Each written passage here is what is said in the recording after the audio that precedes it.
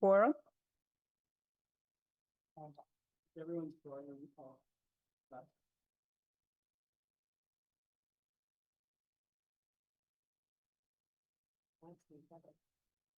Seeing the presence of a quorum, I call the Amherst School Committee to order at 6:33. We are all here in person, so no need to call. Do we? No, we don't. We just proceed. There were no written public comments. There were no phone messages, and there's nobody here. So I guess we'll wait just a few more minutes and then continue with our business. And if people come in later, we can consider what to do then. But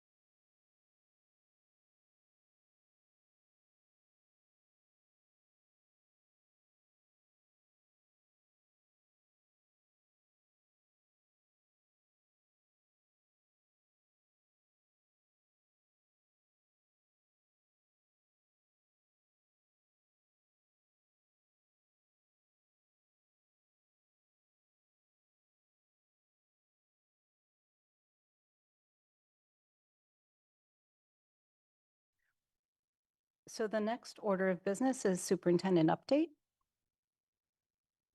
Point of order? Is that chair's update next? Oh, chair's update. Thank you.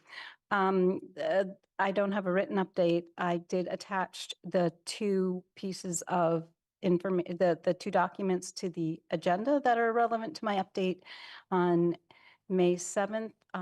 Dr. Z, myself, Shannon, Joanne, Sarah Beth Kenny attended the Amherst Town Council FinCom meeting for the questions and presentation, the questions that the Amherst Town Council Finance Committee submitted to the schools and the responses that Dr. Z wrote.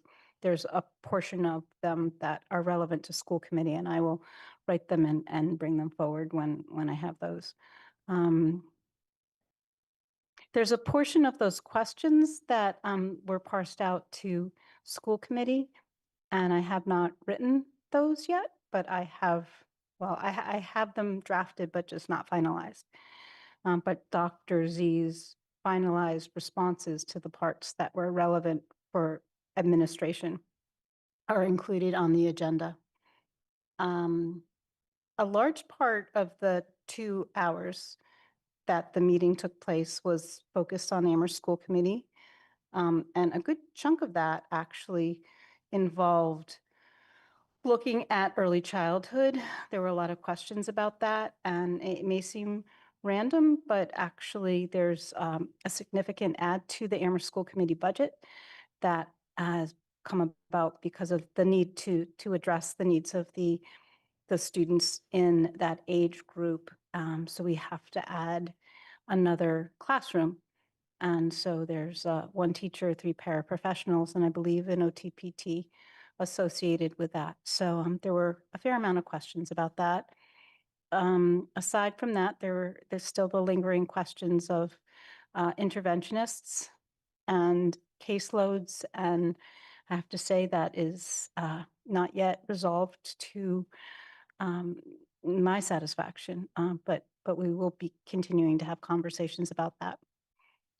And that's all I have for the chair's update. Superintendent update? Good evening, everyone. I just wanted to add, and because a part of my update was to talk about the finance committee. So thank you, Deb, for a good summation of what happened on the 7th. In continuation, we've received additional questions from the Finance Committee, because they wanted to expand on some of just their knowledge around what's happening within the district. We were asked to submit that, I believe, before by the end of this week, I think was our internal goal, but I think it's the 26th by next week.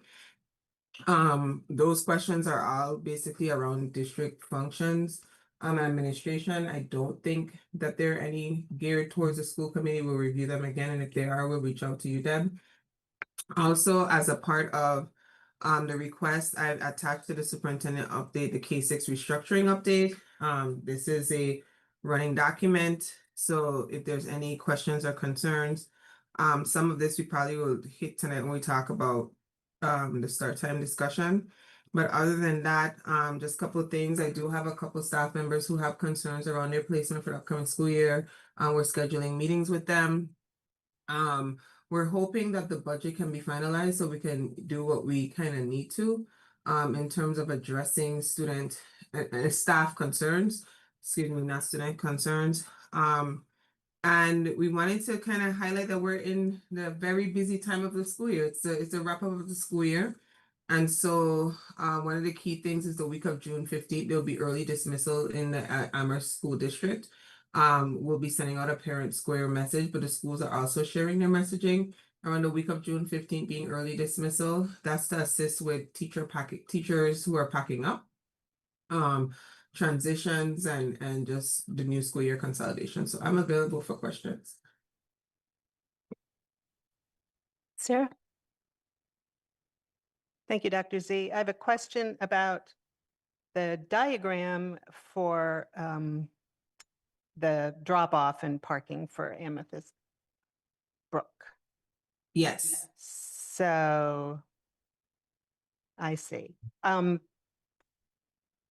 I was confusing this with, all right, this is starting in August. Yes, this is not happening now. Is that not Correct. at Fort River? This is happening starting in August. We wanted to kind of have a visual around what we would be facing and parking when we talk about the traffic flow for Amethyst Brook. So the construction entrance will become the main entrance.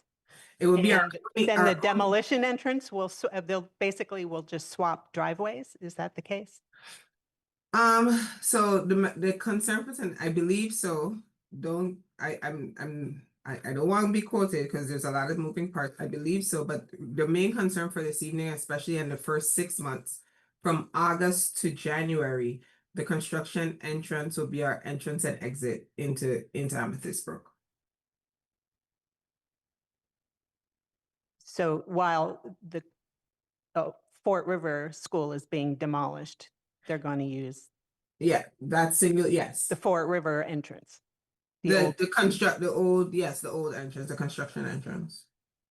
That's going to be our singular entrance and exit for 6 months. Bridget? Thanks, Dr. Z. It's exciting. I'm driving by the new school all the time and you can see more and more. Last night, the lights were on. And I pulled in and you can really see how great it's looking. I had a question. It said, and I'm imagining this refers to under E for special education, to the Amherst School Building Committee.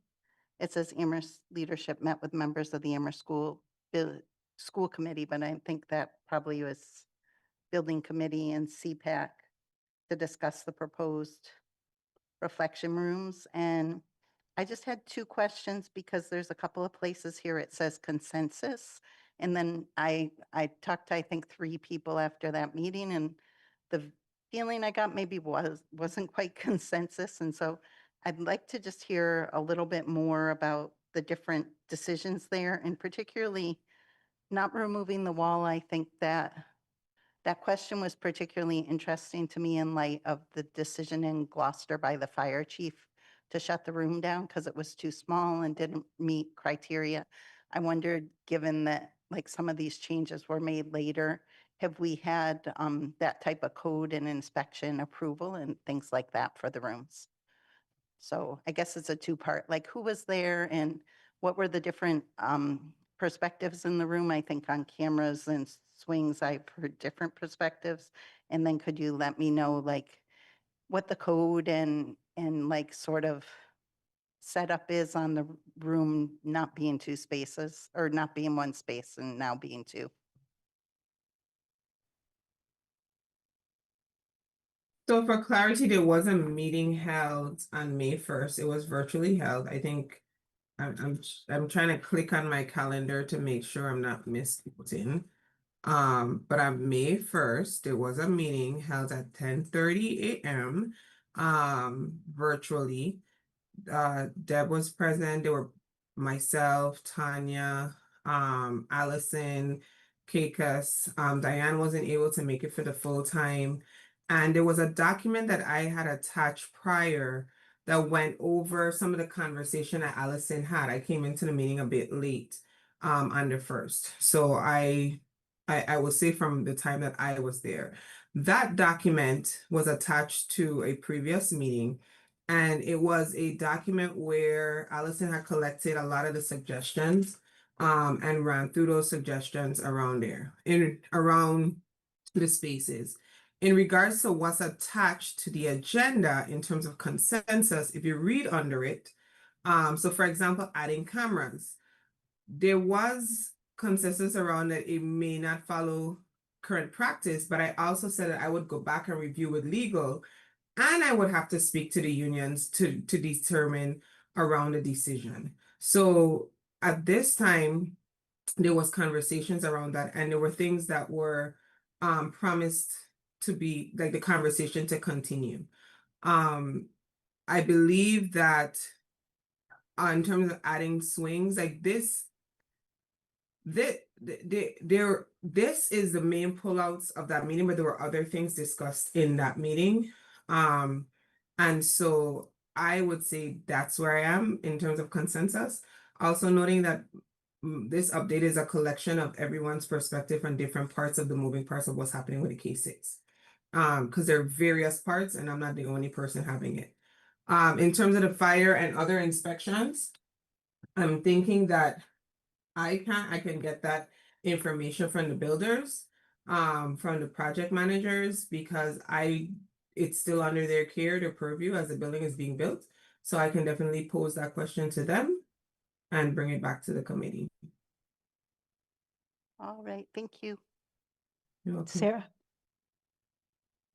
Yeah, on that last point about whether the room meets the fire code, if it's been designed to keep 100% sure it meets code, and because all the plans have to go out for the fire and building code review first. I don't know, in Gloucester, maybe it was an older building that one, hold on, Deb, that was then repurposed, like if they used a storage closet that was never meant to be occupied, then that would violate the fire code, I'm sure.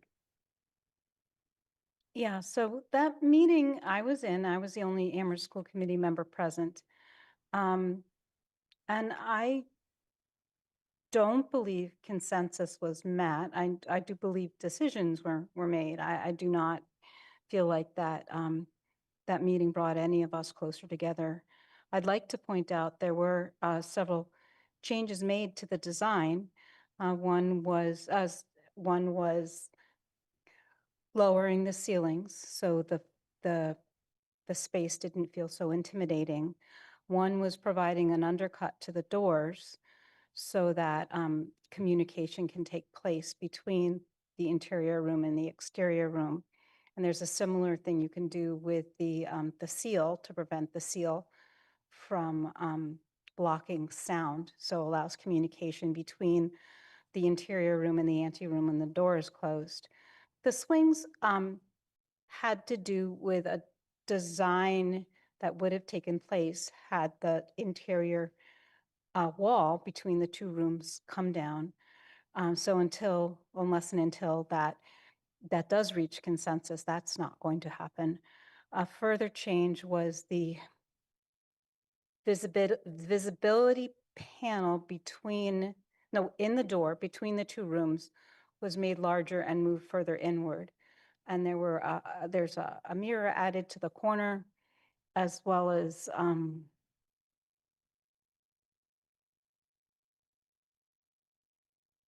something to do with the electrical switches.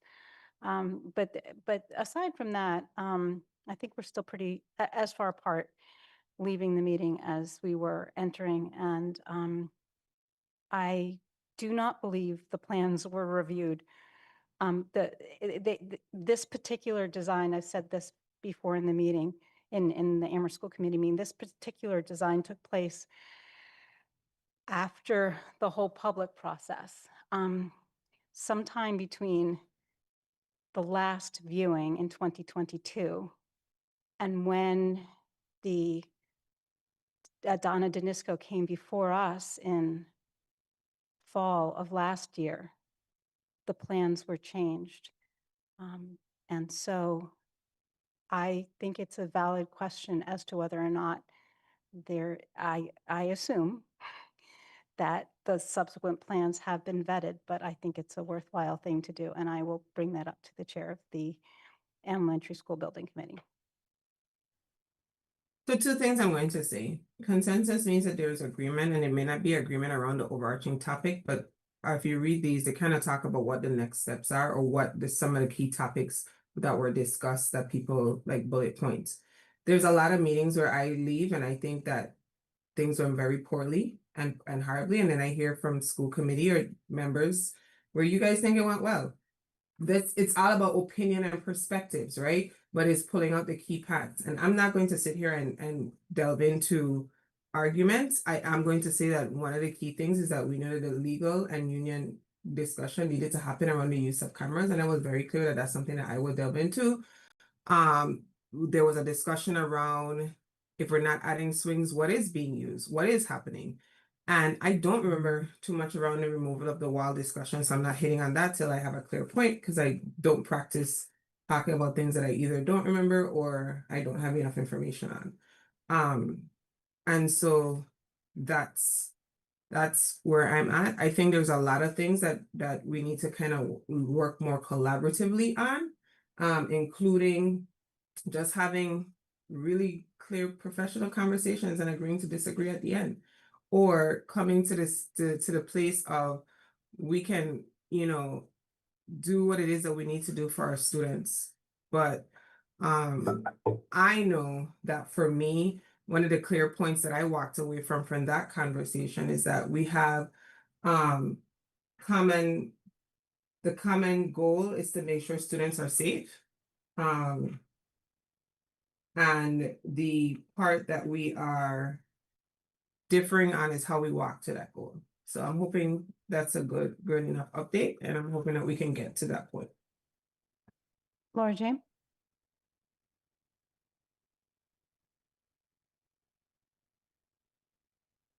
Hi. My question is about the cameras because I know that there are cameras in Pelham Elementary, and I'm wondering why there can be, this is real, like I don't really understand why there can be cameras in Pelham Elementary, but we can't put them in Amethyst Brook. The question is not about cameras or security in the hallways. The question are about cameras in the classrooms, or specifically that were to be placed in the reflective rooms. There are no cameras that I am aware of in these districts that are in a classroom. And so that it was the question. It's not just about security of hallways. Amethyst Brook is going to have security cameras.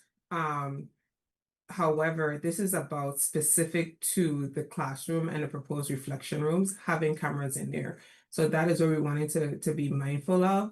That will be a change of working condition. We do have certain MOUs with unions around use of cameras. We would also have to negotiate that with APA around how we intend to use these cameras, what that looks like.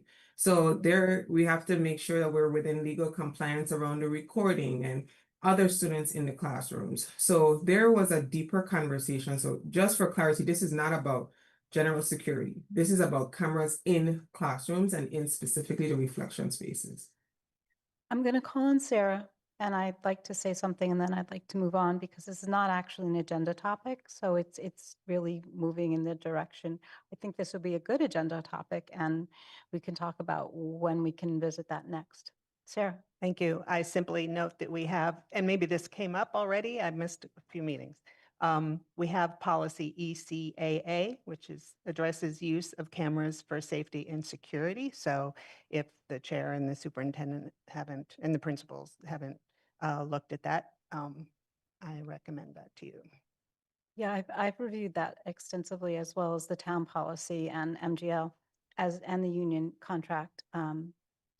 My last point is one point that we did not reach consensus on at the time, which is these are not classrooms. They're specifically designed for a specific purpose.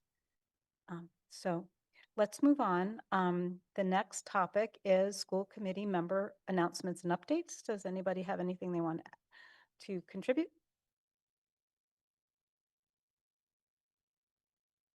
Okay, so approving minutes, I don't think anybody really had much time to look at them, but I just added them. Not but looked at, I did put up some preliminary minutes, so if you want to take a look at your leisure and email me any kind of comments, I will correct them and move forward on that very slow process. There's some warrants attached. We do not have to approve them. We do have a gift. It is a generous gift from a variety of people in the community.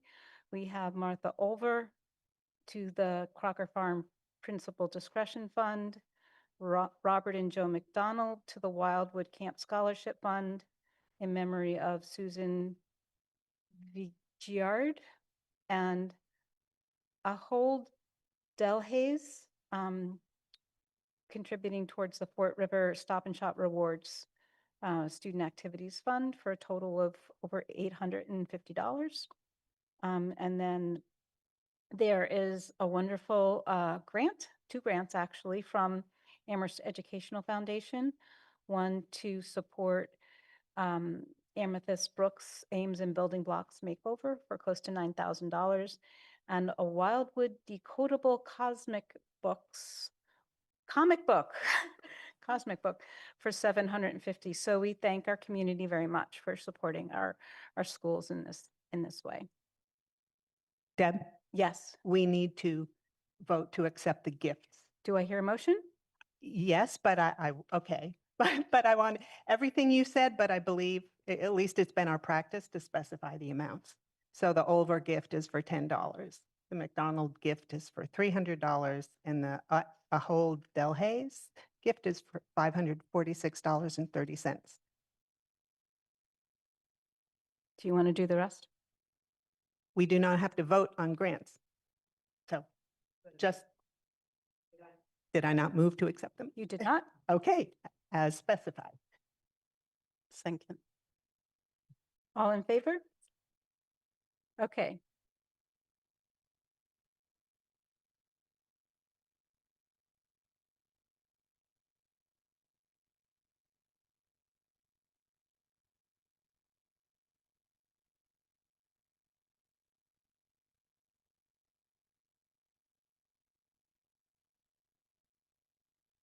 So that passes. Moving right along, we have Shannon. We have a whole bunch of Shannon here. So Q2 and 3 report. Q2 she had it, we just ran out of road for that particular meeting. Yep, I am here. So I figured I will skip talking about Q2 and just move to Q3. So that's what I'm presenting, and something's popped up on my screen. Okay. So right now within our salaries at the end of Q3 is it's January, February, March. The retros that were supposed to be paid for unit A and C were not paid in March. They ended up being dispersed on April 8th. So that is not hitting in this quarter. So that's why the salaries are still a little bit low. The contracted line is larger or higher at this time, and that's mainly due to some of that work is over the summer, but then there's also tutoring and translation services and bus and van monitors that when I was looking at this, that are bringing this line higher than a little bit higher than we'd expected. We normally do see that this is higher than the salaries when you're comparing them throughout the year. Moving down to well, actually, I do want to highlight our substitute lines is only at 56%. And this year across all 3 districts, but also just Amherst, the substitute line, when you look at it in Q3 versus other quarters, is lower. And that's a good sign because we haven't seen that in a while, and it's been really high. In the expense accounts, I'll just talk about the ones in yellow and red. The district-wide regular ed other support, that is the reason why it's at 90% is the encumbrance for our after-school subsidies. And I realized I didn't write that in here. So it's not fully paid, and we're paying that throughout the year, but we have the encumbrance here, and that's why that's at 90%. For district-wide special education, that is higher, of course, for things that we say all the time. We get a placement that's out of district, and the tuition and the transportation for that. If we didn't know about it when the budget was originally being planned, it is a lot, and the transportation is just as much as the program at this point. Within our district-wide support, that has our foster care and homeless care transportation, and that's has been increased significantly from this year versus the last few years. We will receive some reimbursement for that. It's very small reimbursement, but we will submit for it at the end of the year. The other thing I want to say about that is there is a lot that has there's some invoices that have been paid. There are some that still have not been paid. We've had a lot of billing issues with Cosmescus and inaccurate bills that we've been working towards, and we've been meeting with them. We've had 2 or 3 meetings so far, and we're setting up standing meetings going forward once a month with clerical staff and others who deal with the billing for them to make sure that they're accurate. And it's taken them a while to get back to rectify some of that. So I'm hopeful that we will figure it out moving forward, but we're moving in the right direction. For other programs, I left that as green. It was $52 just for the assessment that we pay for the collaborative. That's not going to change. So it's just slightly over. Within our ELL line, we did have increases for translation services, and that's really what's driving up that line so much. Some good news, we did apply for a competitive grant through DESE for interpreters to be trained, and we were awarded that grant. I'm not sure if that'll if we'll see a direct effect on our translation services versus interpreter services that we provide, but that was some good news. I thought I'd share. It was about $20,000 that staff will get training for. Within our administration costs, those when I was looking at the detail behind this, most of the administration offices like HR, business office, superintendent, they're largely underspent. What really drove this to 98% was a legal settlement that we paid, and it was charged to the legal settlement line within those accounts. But most of our other expenses were very low.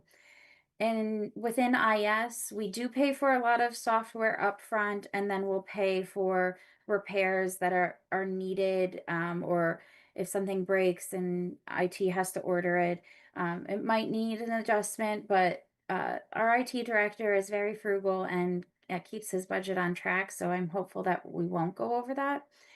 And overall, we're at 60%, which is, less than what we would normally see. And that's partly because of the salaries that we haven't paid, or hadn't paid it within this quarter. But we are in good health for Q3 for Amherst, and I'll take any questions you might have. Sarah. Thank you, Shannon. I have two questions. One, for under contracted payroll, you mentioned tutoring, and I'm curious about that because I didn't know we do any tutoring, or was this a summer program? Can you just, Yeah, someone so tell me about tutoring we provide? I didn't know we did that.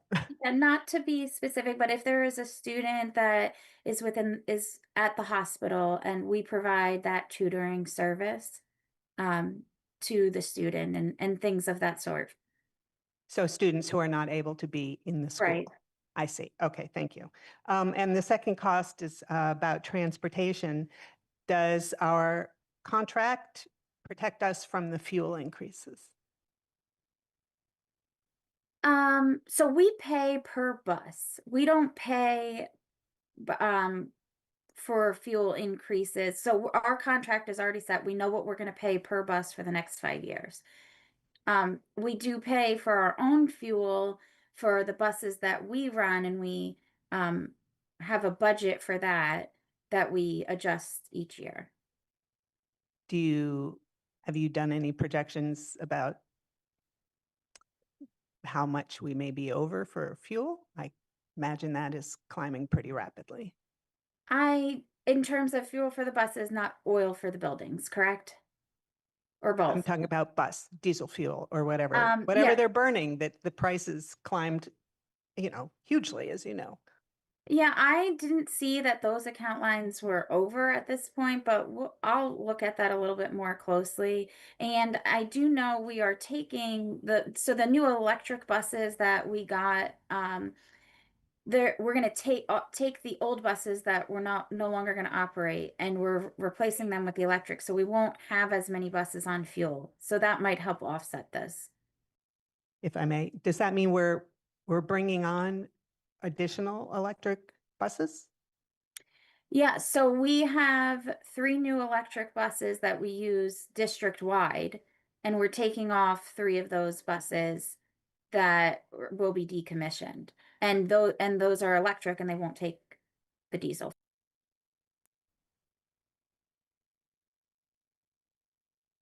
Thank you, Shannon. I had a couple simple questions.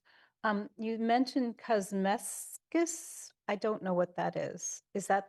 you Oh, said- that's our transportation company. Right, okay.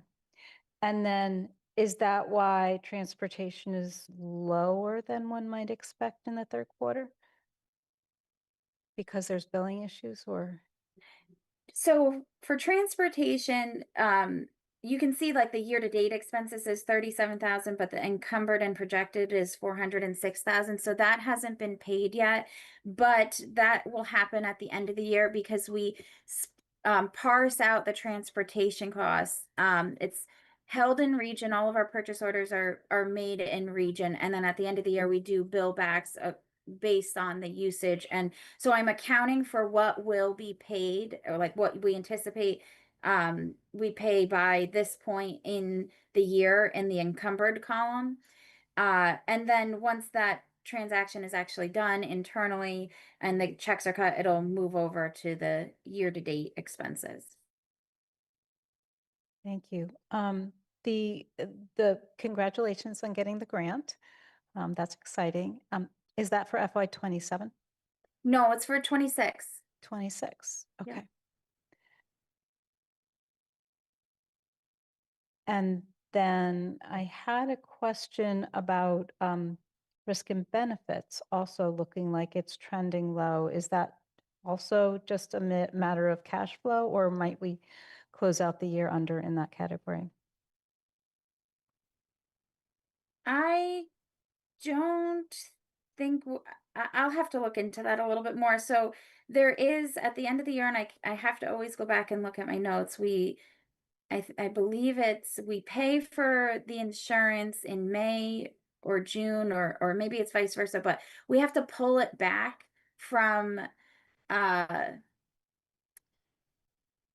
when we pay in June for staff that are going to be, they're no longer, they're still getting paid over the summer, but that time is for FY 26. We end up pulling that money back to put it in the right fiscal year at the end of the year.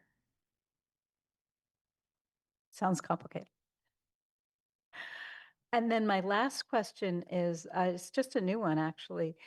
It always seems like that district-wide sped line trends high. Is there any part of that that will be offset by circuit breaker next year? I know that reimbursement for this year goes to next year's circuit breaker allotment. Yeah, so right now that already included uh the reduction of circuit breaker this year was around 209,000 and IDA funds supporting the budget. So this is above what we had initially thought we would pay with IDA and circuit breaker support. So I'm hopeful that we'll have money within the salary lines that'll help offset some of that, which is usually the case. Okay, thank you. Anybody else? All right. Moving on to relinquishing Wildwood Elementary School to town starting in fall 2027. Yes, I will just talk really briefly. I put together this memo that would with the out year projects that would be coming up for Wildwood, and then what projects that we had capital funding for that we didn't fully utilize, but we're not turning back yet until the end of the fiscal year. And then what the utilities costs were that we budgeted for FY27.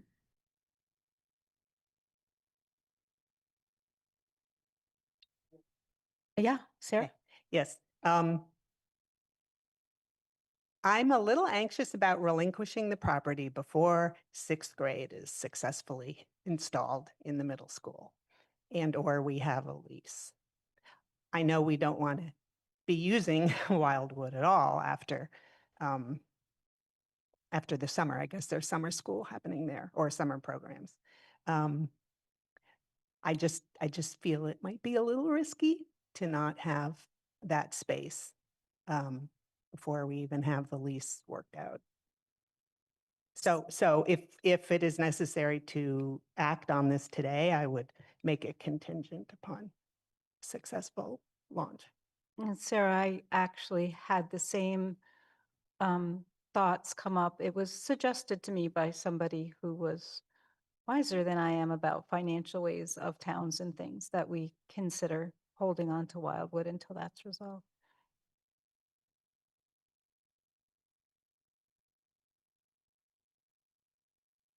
So can I ask Shannon or Dr. Z, does that make any trouble? if we- Hang on, let me go to Bridget and then back to Sarah.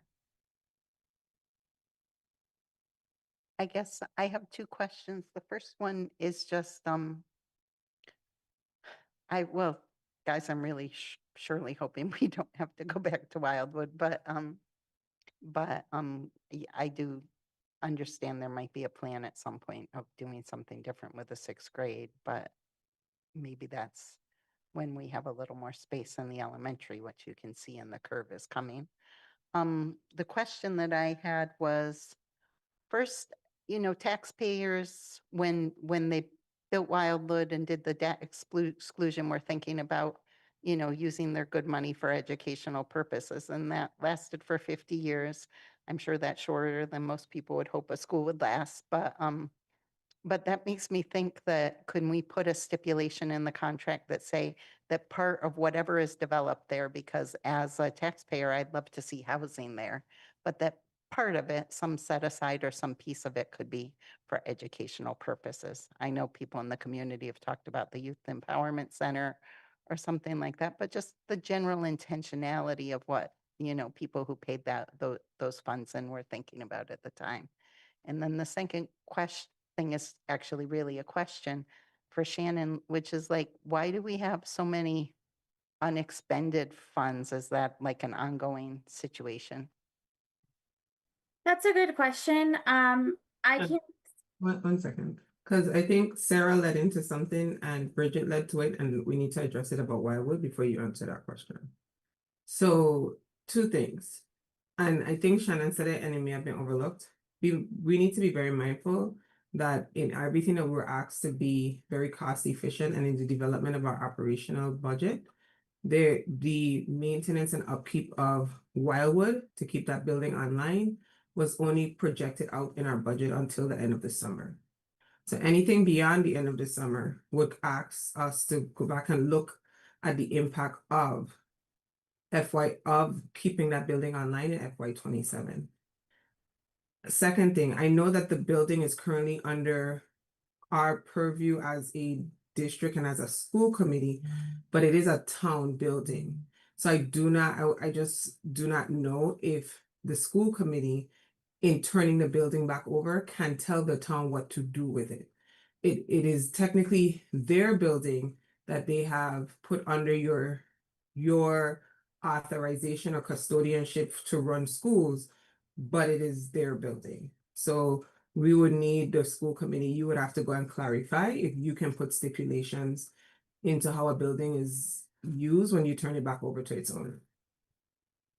Shannon, go- And then in terms of the older projects, I think the intent was that since the building was thought to be closing, that we wouldn't invest more money than needed and kept it afloat for a while we were still using it. The agreements in the contract to build Amethyst Brook include, my understanding, and someone else, because again, I jumped in 2 years reading. Wildwood and Fort River being demolished, but Wildwood being relinquished and no longer used by the district was a part of the agreement to get the funding to build a new school. So there may be something that I'm missing, and if I am, please clarify for me. But that's my understanding.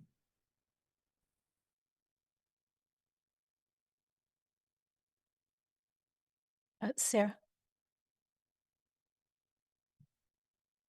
Yeah, I'm not interested in continuing to pay for the upkeep of Wildwood, but I do wonder if there's urgency to this, because even if it's not rational, I would just like to not have to act on this request until Chestnut Academy is settled. And then another thing, yeah, I think what I've learned about relinquishing property, because I've seen this happen a couple other times before town council, is that if we're not using it for educational purposes, we have no claim on it. So it just goes back to the town, and then it's completely up to council what they do with it. Oh, and lastly, why there are unexpected funds. My suspicion is that once we entered the MSBA process for the new school, it just tried really hard not to spend any money on the building that didn't urgently need to be spent. So that may be why there's unexpended funds. I would agree with that. I was going to say that a lot of times when we have new buildings and it's a Band-Aid effect. Addressing the needs to keep the building open, versus investing into the deferred maintenance and the maintenance of a long-term plan for the building. I also want to answer your question, Sarah, in terms of urgency, and speaking with the chair, we were asked, myself as a superintendent, and Shannon in our conversations were asked, when is the intention of the school committee to turn over Wildwood? I brought that concern to the chair. And as everyone knows, Deb likes to make sure we start conversations on the record. So I think this was our agreed upon way of just starting the conversation with the committee, so that the committee could kind of provide some insight of where your thoughts are. Laura Jean? I was going to ask the same question that everyone else has asked, is do we have the right to say how the building gets used if we hand it over? It sounds like we don't, so. I don't know. I could find out. I hear the committees and I share the concern, at least about relinquishing until we're settled. The capital needs of that building are nothing that this district can take on. So regardless of its viability as a property that somebody could do something with, we do not have that ability. Sarah? Yeah, maybe in the realm of possibility, and this is totally made up, so I don't want anybody to worry, but I don't know, what if Amethyst Brook wasn't ready to open in time or didn't have the C of O? I'm just wondering, or rather saying maybe that's another reason just to have this property available to us, even though we don't want to use it. I missed the first part of what you said. I'm not putting that out into the atmosphere. The first. I'm saying it's just, No, hypothetical. I'm thinking of horrible scenario, catastrophic scenarios. That's Yeah. just, So Deb, the question was completely hypothetical. If we did not get the CO by, because we're supposed to get it by July 31st. That's the tentative date. If we were not handed the CO on time, or the building was not handed, like transferred over and be ready on time, what would be our contingency? Sarah, we are moving curriculum materials, different things. There's a very strong timeline and different meetings and coordinations for this to happen, moving coordination meetings, different meetings. There will probably be a delayed start to the school year. That is our largest site. We would not be prepared to house 570 students in Wildwood as it currently stands. We would have to move furniture. We would have to, it would be a whole, that in itself, just immediately, I know you said it hypothetical. I immediately got, my Apple Watch just started to say, hey, something's I immediately I'm got. sorry. No, it's okay. Because there's so many other what ifs, but the initial would be probably a delayed start. And critical conversations around meeting our occupancy in that time. So our date so far is July 31st for our CO, to have the CO issued, so that school can start on time.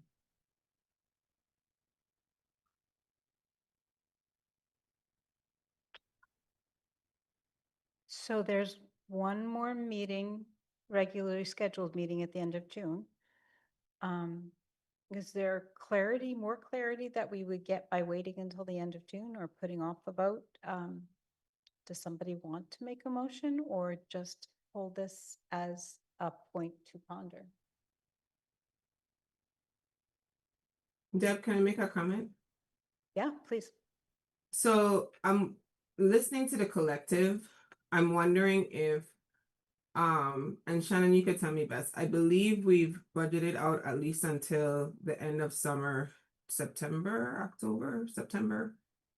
July, August. Yeah. Okay, so I think that the school committees officially reconvene in August. Even if there is a motion now, as you guys have done before, in your first regular meeting, you can motion something different. So if you motion, for example, a September 1st turnover date, or a September 15th turnover date, knowing that we would not be upkeeping that far, that also gives us the meetings in August to give an update if something happens, or to reach out to the chair and call an emergency meeting over the summer if something goes awry. So that would be a suggestion, just so that we have an endpoint and an end date, and that we can also discuss with the towns around what would need to happen to hand over, so we could present it to the school committee. Sarah. I move to relinquish the Wildwood Elementary School to the town of Amherst as of September 15th, 2026. Second.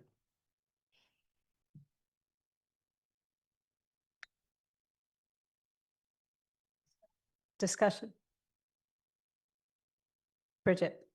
I just still feel like that I would wait until we hear back maybe from the attorney about whether we could put a stipulation about the use or that type of thing. So for today, I'm going to abstain, but I can see this as early as a June meeting if we get an answer on that question.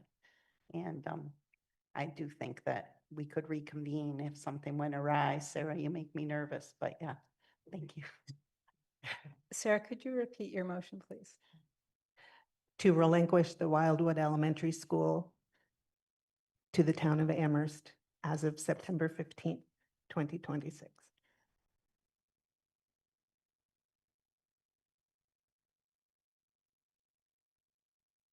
Laura Jane?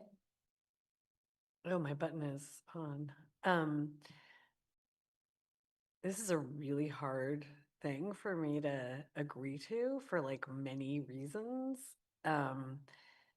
But Bridget has made me think like, okay, that's a good way to think about it. Like if we could get more information about what we're actually able to do as far as guidance, if we're allowed to provide any guidance to the town council. The word relinquish makes it sound like we've been borrowing it and it's theirs, which makes it harder to think like, oh, we could argue for affordable housing or whatever. But I also feel such an emotional connection to that school, which I hadn't really reckoned with until this very moment. So I would make a friendly amendment to make it October 1st, pending clarification about the guidance that the school committee is permitted to provide to the town council. Laura Jane, the amendment was for October? 1st? October 1st. And Sarah, do you accept the amendment? I think I have a question for Shannon or Dr. Z. Would that impose maintenance costs that we didn't expect to have past the start of school? Yes. We would have to consider the utility costs of keeping the building open. Shannon, I'm correct? Yes. I think our anticipation was we would use it July and August and turn over September 1st. I think, 2 more weeks, not a big deal, but I wouldn't want to push it too far into the year.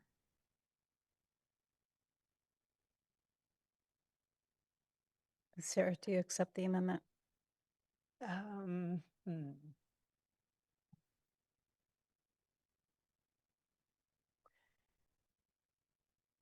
I, I think I would, I would want to maybe recast the motion in the following way, and then you can tell me how to do it. It's like, I don't think I know how to do that. I think we have to fail either the motion or the amendment and then do a new motion. I don't think we can make an amendment.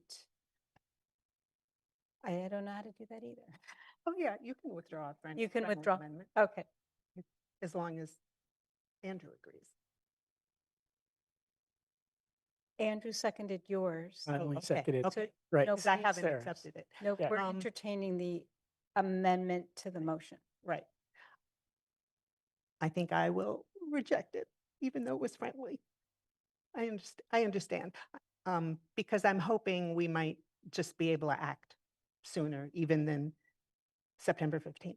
Like if we're on schedule and Chestnut is, then we can meet the first day of school and relinquish it on the spot. So, Okay, so we're back to the original motion. Any more discussion? I just have one small point, which is it sounds like there just might need to be a little bit more information, like what should be our final date? Do we have any input? If not, we might want to, how you do with your beloved house, like when you sell it, like put a note to the town council about some of our dreams for the property or what, so I obviously we're going to do this, right? We don't want to keep paying for Wildwood, but I think just a little bit extra time gives us a little bit extra information. Margie? Okay, so I'm going to make a friendly amendment that we keep September 15th as the date pending clarification on guidance from whoever we need guidance. Yeah, Bridget's going to help me. I just think we should abstain on this one and then go ahead in June with with a fresh motion with all the information. That's my feeling. It's a little cleaner. But I mean, I like Sarah's motion, but I'm just not ready for it yet. I could withdraw it. Could we table the motion to appoint certain June, whatever it is, there's a June date. The regular meeting. The review? regular meeting. That would be great. It would make us work quicker. It's good.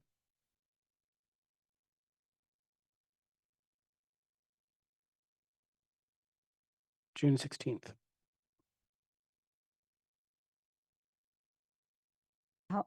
Sarah, help me out. How do I, so there's a motion on the table and then, I'm going to withdraw the motion and okay, ask for Andrew to second or consent to that. I consent. Thank you. okay, the motion is withdrawn. Thank you, everybody. Does somebody want to make a second motion or are we just planning on taking it up in June? Sarah, Who will seek the information that some members want about whether we can request or direct or suggest That or would be- whatever the that- disposition? that of would be any- me. Okay, so you will have s- that if- information or try to. Yeah, our if June somebody meeting. could write up what I'm asking, I'd appreciate that. I can be the asker if somebody is the writer. Yes? I volunteer Bridget. Yeah. I was literally starting to draft it, so yeah. I Okay. thought it was me. All right, so I think we're ready to move on to our next order of business. I see a little quizzical look, but I think we're good. All right. School choice, Shannon, take it away. Okay, so for school choice, Maybe, here, let me pull up the relevant MGL. So all schools, unless they vote not to, are available for school choice into the district, into their districts. In order to decline school choice, one must need to have a hearing and have a vote prior to June 1. So we've had the hearing and we've had the vote, and I've asked, we've had the hearing and we're having the conversation, and I've asked Shannon to, well, I asked Dr. Z if we could have some information about some school choice numbers. Thank you, Shannon. so Dr. Z did provide the anticipated school choice enrollment for FY27, with some bullet points there. And then we provided similar to information what was on one of our draft presentations of how much school choice are we being reimbursed, and then how much are we using to support the budget. We don't actually pay the school choice assessment out of the operating budget. The town of Amherst pays that, but we do get the reimbursement. And then I provided information of where are students going when they choice out, and where are students coming from when they choice in. And so most of our students are on average coming from Belchertown, but there's so many on that graph. So I provided the actual breakdown of the count per year, just because sometimes the graph is too much to look at with all of those percentages. So that's kind of where we're at. We've had an increase in school choice reimbursement. That doesn't necessarily mean that every year we're taking in more students, although our if you look in fiscal year 22, we took in 82, in FY 25, 96. So the difference of 14 students times $5,000 does not make up for the increase that we see in school choice. That increase is due to being reimbursed for special education services for students that do choice into our district, and then their home district is billed and pays ultimately for their special education services. So that's mainly why we see the large increase, some more students, but also because of that reimbursement. So Shannon, just to be clear, then, where it says choice reimbursement, that's the 5,000 plus anything above that for services. Correct. So it's 5,000 per pupil, and that's remained stable and it's written into law. So again, that's another context. Sarah? So we bill home districts for special education costs. We bill for 100%, including transportation, or they have to provide the transportation. So there's no net to us. I mean, I guess yeah, aside we from bill. the staffing we need to provide. Yeah, we bill, so the billing's actually done within our special education office. So they submit school choice claims to the state.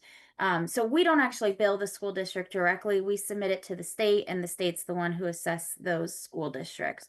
And then we see that reimbursement. So we do, we charge for everything possible. The only thing that is not a direct one-to-one that's reimbursement, I believe, is the fringe for staff members.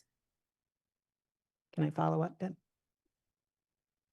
Does that mean you bill for like prorated staff? Like if we, if 5 out of 20 students in a classroom are from out of district, Well, if do do we recover some of the cost for staffing as well as, or maybe that's all it is besides the contract services, the special yeah, services? so we would bill for any contracted services that they need, any evaluations that we have to complete. If they need a one-to-one para, that is something we charge for. In terms of like the overall classroom teacher, I'd have to check in with SSO. Final question. Of course. Can you ballpark how many students who choice in do need special ed services? Sort of.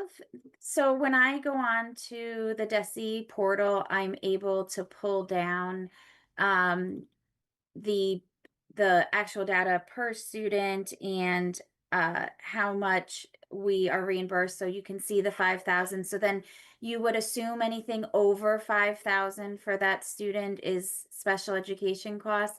So I did, if you just give me one moment, because I was looking at that and I just want to pull it up.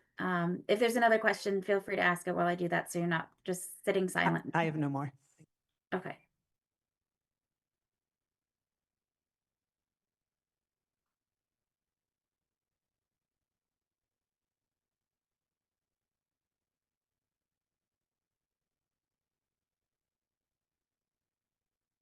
I don't know if I'm going to find my Excel spreadsheet in time, but if that's something we want to come back to, we can talk about that. And if it comes up in the next minute while I look. Sure. Bridget? So my question is like a little bit more complicated. I know we had, when we looked at the projections about the class sizes overall across Crocker um, and the new Amethyst Brook, we saw we had like this population bubble. And after that, the numbers went down all in all.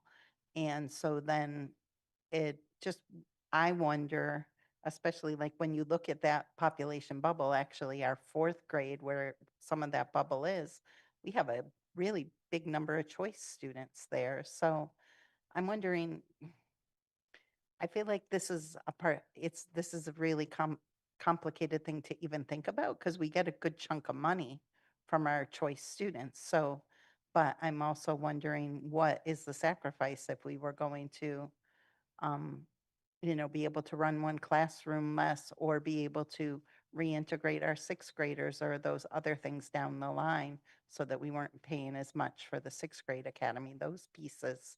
If we were looking at something like that for fiscal year 29 or 30, but we accept a kindergartner now, we're with them across all those, next 6, 7 years.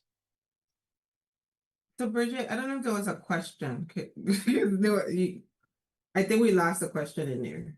At least I did. I think the question is like thinking about that perspective, of the perspective that, at some point we might be able to fit all our K through 6 students again in one building. Is there a risk then to taking choice now because now we won't have space that maybe we could have. So the answer is going to be to that specific question around space and taking students now is yes. Those students remain with us unless their parents pull them from our district. They remain with us through the grades in our district, which means that if they enter in kindergarten, there are students until 6th grade. If the consideration is spacing and the future and thought process of spacing, then it is something to consider as a school committee. Because like I said, they remain our students. We do get back $5,000 like for our students, but the cost of the per pupil cost exceeds that. So there is a give and take. There are reimbursements for the special education services. I believe that we only get reimbursed for IEP services. I'm not sure about the transportation, like if we set up or different things, like those are not reimbursed. So there are costs that we attribute that we don't see back in educating our children once they become our children, because once they choice in, they're our students. Yeah, so like even if we get special ed reimbursement for some students per se, like it may be a situation where you need 2 teachers for a specialized program versus 1 or different things as the numbers go up, that the reimbursement may not be an equivalent. I guess that's another thought about it. Anyway, I'm not sure what the answer is, but I do have the question. Sarah? Two things. Did I hear Dr. Z say that $5,000 doesn't cover the cost? If we have an empty seat, I mean, the challenge here is for the superintendent and the principals, I think, to determine where there are seats, in what grades. And I don't know how many years forward you think about the consequences of the decisions you make in any one year. For the And I don't want to, sorry, because I don't want to pick on special ed students. You Oh. know, even the ones who don't need those services, is this So- whole program costing us or not? Right. So I'll just stick to the general per pupil cost. Shannon, please don't let me get this wrong because I don't want to be misquoted. The per pupil cost for Amherst is 20. Oh boy. Oh, we're gonna get it wrong because I don't know it at the top of my head. It depends on if you look at the consolidated budget or not. It's 30,000 around with the consolidated budget and closer to the mid-20s, I think. Yeah, so let's estimate 25,000 is our per pupil cost. So let's just estimate this. I go back to hypotheticals. If 25,000 is our per pupil cost, that's what it costs to educate a child in Amherst. That includes every child, including our school choice, because there are students. So it's 25,000. We get back $5,000. So there is still this bucket of 20,000 that we are expending to educate students. And so there is there is a revenue, like we do get the 5,000 per child and things like that. And we also know, in my mind, it's like if we deduct that from the overarching cost that it takes to educate. We also know that we're looking at seats, and in the conversation with the chair, it's giving the school committee the option of kind of like what Bridget talked about. How are we adequately planning for what we may or may not want in the future? Do you want to opt to vote for school choice or not vote for school choice and give the district the opportunity, especially in a transitional year, to make to have an ease of one less thing, or how do we adequately plan? I believe it's usually left up to us as a district when you guys vote to determine where the seats are available. We did provide our current numbers by school, by grade level. We have been thinking progressively around looking at our earlier learners and earlier seats in terms of where we would have numbers. Because I will say, for example, right now, our 4th grade is to the brim at Amethyst Brook. So we actually have to look at seats And we have to take into account leaving seats for individuals who would move into the district as well. So there's a lot that goes into determining how many seats are available for school choice. Deb, can I follow up? Yep. You referred to the average per pupil cost, but I don't think that's what we need to consider. We consider the marginal cost. How much more will it cost the district if we add one student? It doesn't cost $25,000 to add a 14th student in a classroom that can take up to 20. You're not hiring any more staff.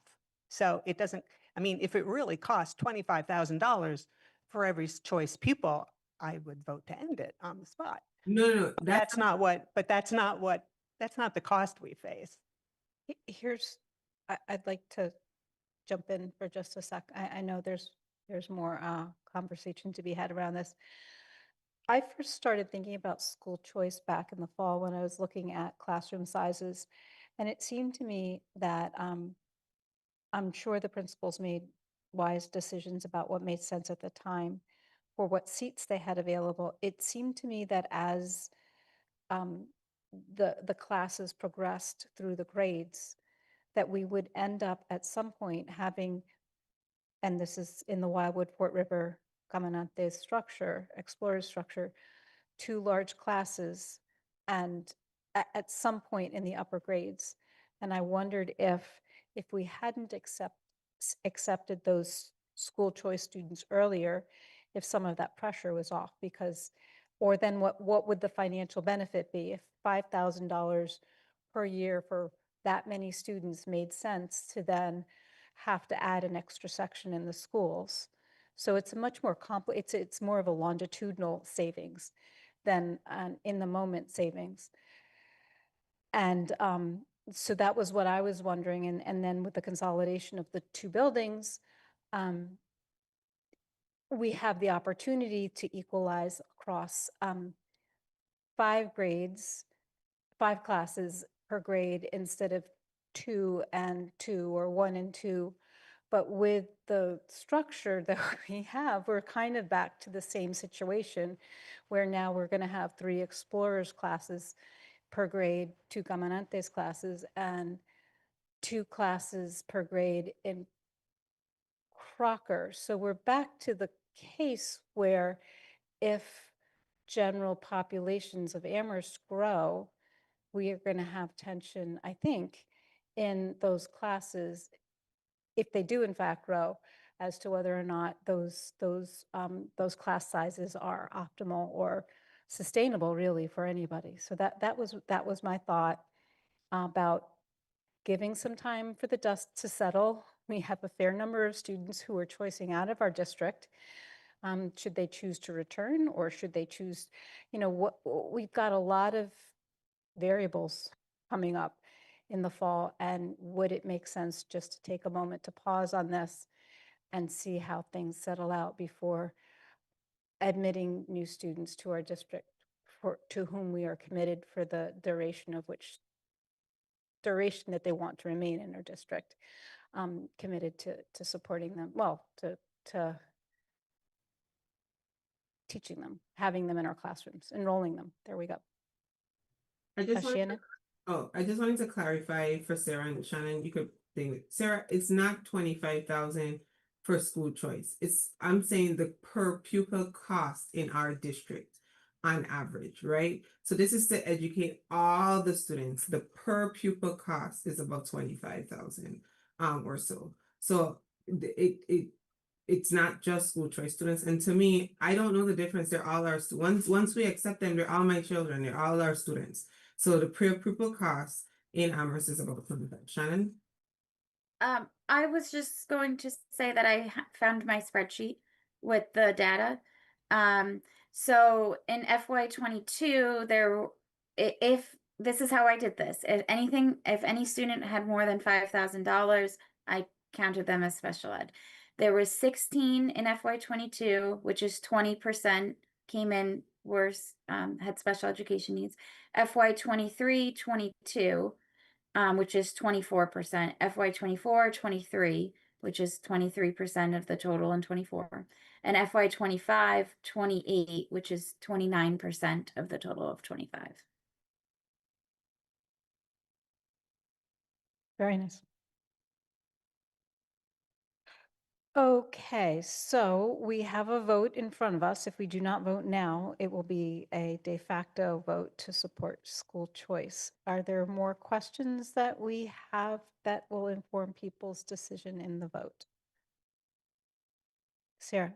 Well, just that we only have to vote if a motion to end, to leave school choice is seconded. Correct. We don't have a need to move to stay. So. Correct.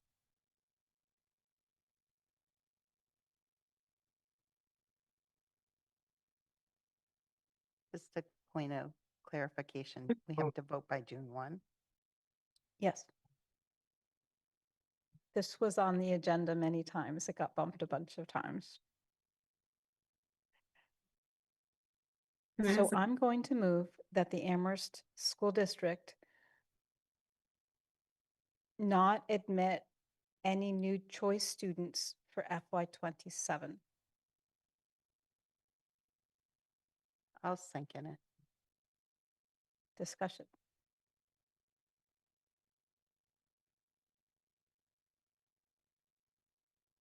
Sarah?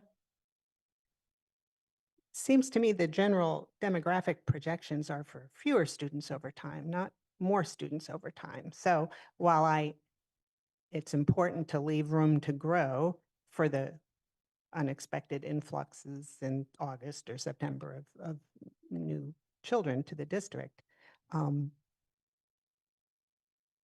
I think it very unlikely that unless the superintendent is, not creating room flexibility, that we're going to not have enough places for students. I don't think we're going to overcrowd our schools. So Dr. Z? and we have, excuse me, and we have so many students leaving, and we're paying for them $5,000 each, plus maybe special ed costs for them. I would like to get back a lot of that money. So I don't support leaving the program. Dr. Z, how many classrooms are we planning on running in Amethyst Brook in the fall? Are we running 6 in particular in 4th grade? I believe right now our numbers are looking upwards of 6 in 4th grade. We I'm sorry, I didn't hear that.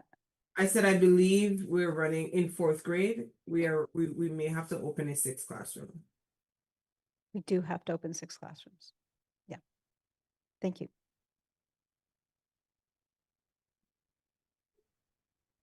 May I chime in? Yes, please. Okay.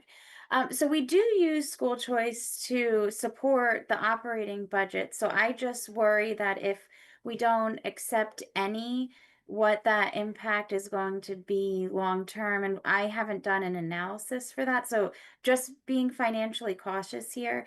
And I also think if we do have school choice open, it's really at the discretion of the principals. I don't think we would add more students that would create us adding another teacher, that we would and have done it responsibly. But I don't want to get too involved here, but just stating a couple things. Yeah, Shannon, I agree that I don't think we've added new sections to a class because of that, but I do know from my experience that 2 large classes is really, really challenging, and that's the situation that concerns me. Thank you. Laura Jane? I guess I have a question and a comment. One is, are you calculating Pelham as part of the per pupil cost? Is that included or is that separate? Separate is by district. In my estimation, it's just the Amherst district. Sorry. Oh, excuse me. And sorry, go ahead. So the per pupil cost is only for Amherst. Is that what you're talking about? Right. And so that's why that's why I said it's an estimation, because I know I run 3 districts and I didn't want to call the wrong number. So yes. Okay, I mean, my feeling is that I think it would be a really big mistake to end school choice. I think that um, we are working towards a goal of making Amherst a destination educational space again, and that we don't want to shut off a potential future um, connection to communities outside of Amherst, because it's one of those things that once you sort of shut it off, people are going to be like, oh, Amherst doesn't accept school choice. And then they don't try to come back, even if we do open up school choice again.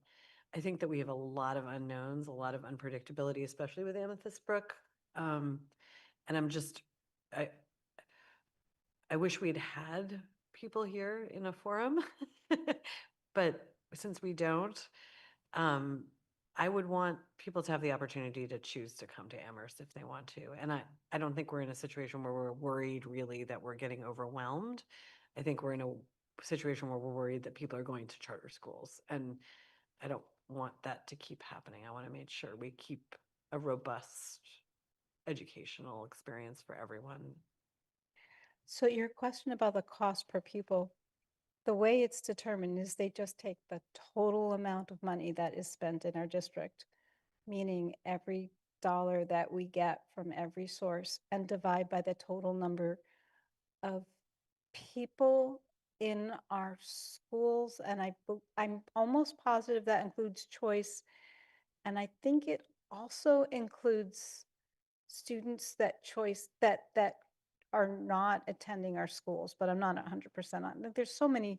There's the foundation budget, which there's a foundation enrollment, which is the number of students that we are financially responsible to pay for their education, regardless of wherever they attend. And I do believe that the cost per pupil is the foundation budget, but it also includes the choice students. And I don't know how that would work. Shannon, do you have any more clarity on that? No, not right now. Deb, can I say something? Jersey, please. Sure. So 2 things. One, we're not, so I mean, I've had this conversation with the chair, around how I feel about the school choice. I was very clear that I feel like the school committee should vote, and we should have the opportunity to choose the way, the seats, the way it's been done before. I also understand where the chair is coming from in giving the school committee the opportunity to probably deal with a lot of the operational needs for this year or 1 year. I'm hearing the conversation, and I want to be clear. Voting this year to not have school choice does not mean that we are removing school choice students from the district. Those students remain. What will be impact is there will be a gap year this next school year where we would not accept students. Will that have an impact to the district? Yes. That impact will be, I can say, I probably agree with Laura Jane. Some individuals will feel that, we may have lost people who were willing to move and be a part of our community and take part. Because a lot of individuals move to Western Mass. I'm not going, or move to Massachusetts, and then they choice in. I already have about 3 families that email me, who are moving from the West Coast here, and how, like, when there's your school choice applications open up for Amherst. And I have not had the opportunity to respond because, I told them monitor our websites, or, like, there's been different families reaching out. So there is interest in attending. There's a capacity load, but I have very knowledgeable principals. I have a strong district staff. Dr. Guevara monitors our enrollment that comes to her office, that I don't see them overcrowding the classrooms. If they have 10 seats available, they're not going to take up all 10 for school choice. They're probably going to open 4 seats. We know that in our school year, there is a very high influx between August and I'm gonna say since I've been here between August and October, especially when the university opens and there's like, graduate students that get accepted and started and they move in, like they come first and then their family moves after. And, we've had different populations that come in, migrant populations that come in, and they come into our school systems. One of the things that make us marketable as Amherst is we have a strong educational system. Our cost of living is very high. So individuals want their children to come to our schools. They just can't afford to live in our areas. So I think that I understand that this is a school committee decision, but I actually trust and I am able to say that I put faith in my team that they would be able to adequately balance and do what needs to be done for the district in terms of not overpopulating classrooms. But I understand also that this is a discussion that needs to be had where the school committee has a decision to make. Bridget. So when I look at the numbers, we had 18 fourth grade students. That's one classroom.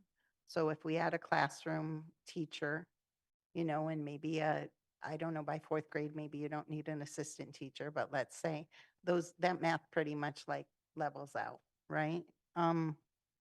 But we do know like 12 of those students were in third grade at Fort River this year. And we know it wasn't easy. Not because of that, those students particularly, maybe not. I have no idea. But because, maybe we overloaded the system a little bit.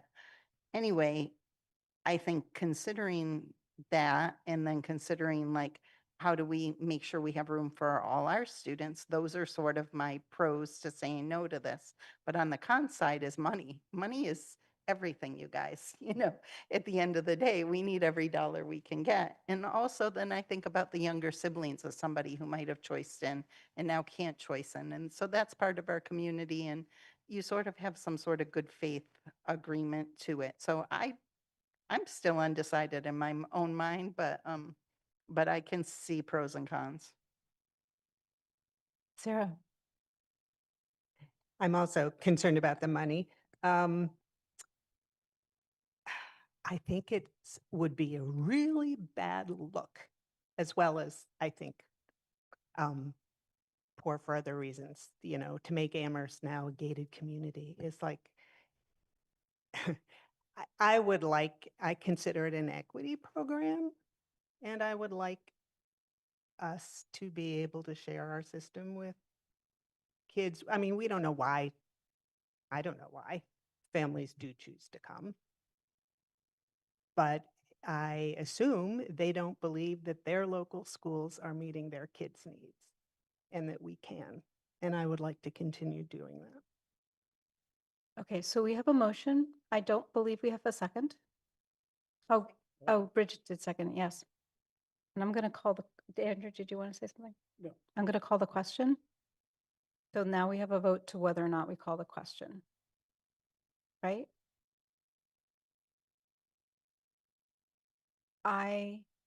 So I say we should call the question. Is there discussion? I don't even know. Second, you can't discuss the question. Right. But you do need a second and then we quickly Okay. vote. So I'm calling the question.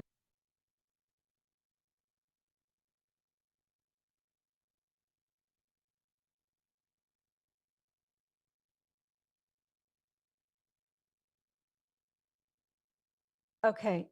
Sarah, how do you vote? And voting yes is a vote to end discussion, Okay. correct? Yes, Yes. yes, we're voting to I end vote yes. discussion. Laura Jane? No.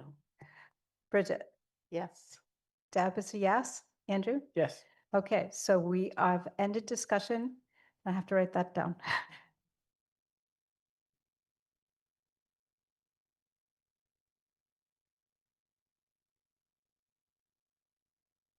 Okay, so let's start from the other end. Sorry, Andrew, you're in the hot spot.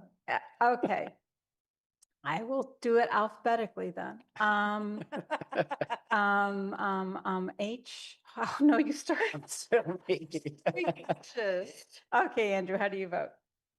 I'm, So the motion on Yep. the table is to not have school choice. to pause. To pause school choice, incoming school choice for the FY '27. You can I- pass. If It's you- okay. I vote no. You vote no, I vote no. To, I vote to not pause. not pause. I'm voting. could I vote to not have a double negative? I don't think so. Okay. Point of order. A no vote is a no on the motion to pause. Correct. So it's positive. If you vote no is positive, let's keep up with school choice. I'm voting yes. Bridget, I'm going to vote yes. Laura Jane, No. Sarah, No. what do you say, Andrew? I said no.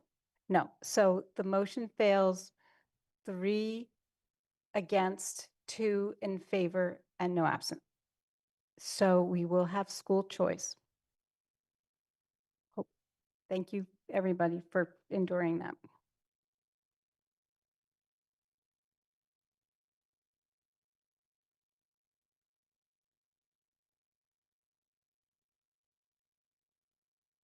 I'll remember that. Okay, so the next part is this finance committee, and that has also fallen the way of all my minutes, meaning it's on in my mind. I will like to entertain brief discussion. I think it's important to have a finance committee. I think we will be able to do year-round budgeting. I also have considered, it's been suggested, and I think it's worthwhile discussing, having a resident member and a member from the town on the finance committee. I think those, town council, those would facilitate the conversations that seem to happen only once a year around this time. The region has a more extended conversation because we have 4 towns, and Amherst schools do not have that more extended conversation.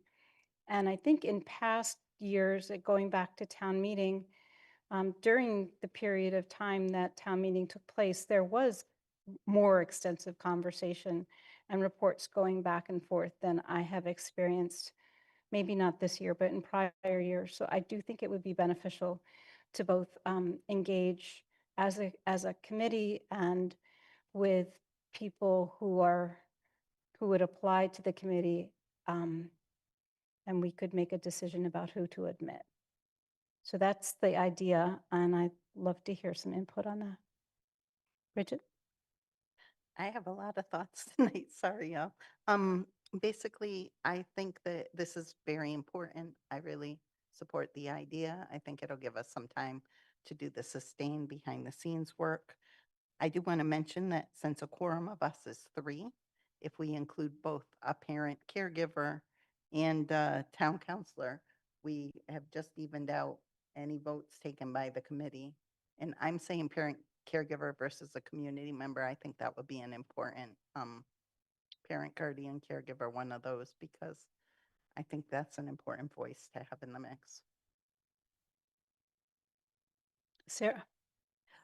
I'd really like to see a proposal in writing before we have a lengthy discussion of this, because I really don't understand it or what the goal is. We do have 2 reps who are on BCG already. There's that. And maybe there's a way to make BCG more useful or informative. I just wonder about adding a new layer and new people. And I'm not sure what you mean about year-round budgeting. And I'm also, somebody was just talking about this would be like a, what do you call it, multi-member body or whatever. It would have to be, even if it's only two school committee people, it would be subject to open meeting law. And I don't know, whatever votes it takes cannot bind the full school committee. So I don't get it yet. So I just want to hear more before I engage any further with it. Thank you.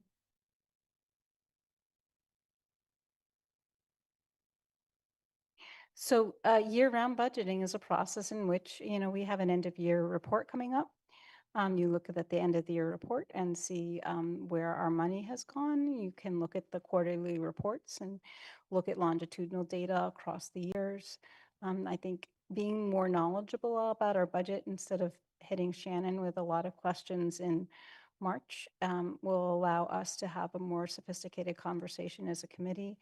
I think Finance Committee they wouldn't make any decisions. They would be a recommending body and allow for transparency, which is one of the things we get dinged on. So that would be, I certainly can write it up, but that's my answer to your questions. Anybody else? Laura Jane? I somehow missed that this was part of our conversation. Was this like something that I missed?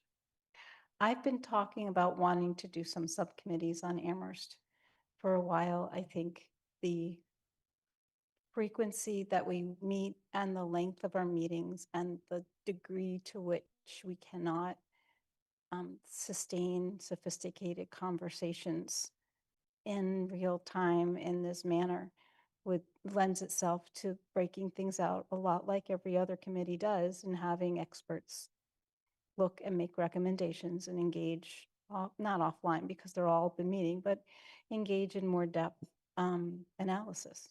But no, I just keep alluding to it. I haven't actually brought anything forward. Laura Jane?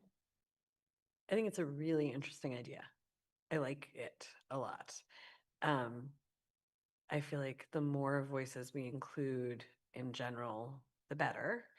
I would love to see a smattering of different populations. Maybe I shouldn't say smattering. That sounds like we squished them on or something. But like, a range of voices from different constituencies if we're going to do that. Yeah. So that sounds interesting. Always in my view of these conversations, I hope to engage people who have access or who are accessible to a range of our community. So it's very hard in these numbers to have a representative group unless you do what we did for the superintendent search committee, which is many people checking many boxes and a very large committee anyway.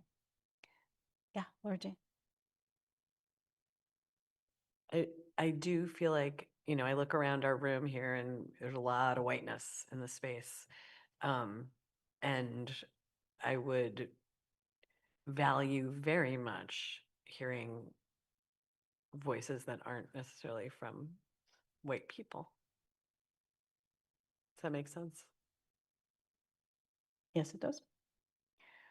Okay, so I think our next order of business then is student well-being and follow-up on the conversation we had on the 7th. Awesome. Good evening, everyone. In speaking with the chair, there were a series of motions and things that were passed on the 7th. I apologize. I had already expressed prior that I could not be there because I had a long-standing appointment that evening. However, my team was present, and what came from that in speaking with the chair was that, and I think everyone saw the emails, I don't know, was that some of the work that was already asked for, we had already started. So there are some discrepancies in my understanding of after watching the video and walking through things around what was done, and what was voted. So I attached an agenda and I asked the team to kind of walk through. We walked through and we just walked through what the actions were to our understanding, and provide an update of where we are, kind of, what's happening, a crosswalk in terms of, and so we created a draft. it's an initial draft so that we could go through some of the things, including some of the language, for example, what was moving, what was not moving. So I attached that. I do not know if everyone had the opportunity to review it. I am not going to lie. I have a lot of attachments and a lot of things because I have two very long school committee, had to plan for two very long school committees this evening and tomorrow. So that's what's attached, and I'm here for questions as need be. So my first one is the ARPS. So there's 4 columns. ASC was the motion, and then there's the language and actions and updates. And what does that third column reflect? What page you on?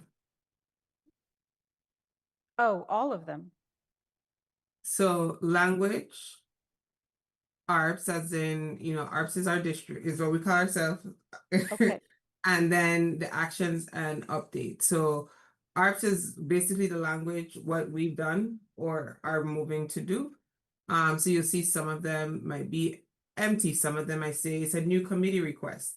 So in terms of, like, for example, the first one, I move that there be zero or near zero use of seclusion rooms. It says doors had previously been removed from most designated timeout rooms, and now the action is it's completely done. So that's what it is. So we wanted to say what we already either had in progress, where we were with it, so that it wasn't, we didn't want it came off as if a lot of what the school committee was voting and speaking of that night was new. And so we didn't want it to seem like a lot of it was new. We wanted to clarify, like, if something was already in motion or if it is a new request and action is needed. And so that's what you'll see. So it's actually a simpler question. Is ARPS the Amherst School District, the Pelham School District, the Regional School District, or all 3 of them? That's what we call ourselves. But the area represents Amherst. Okay, thank you. Mhm.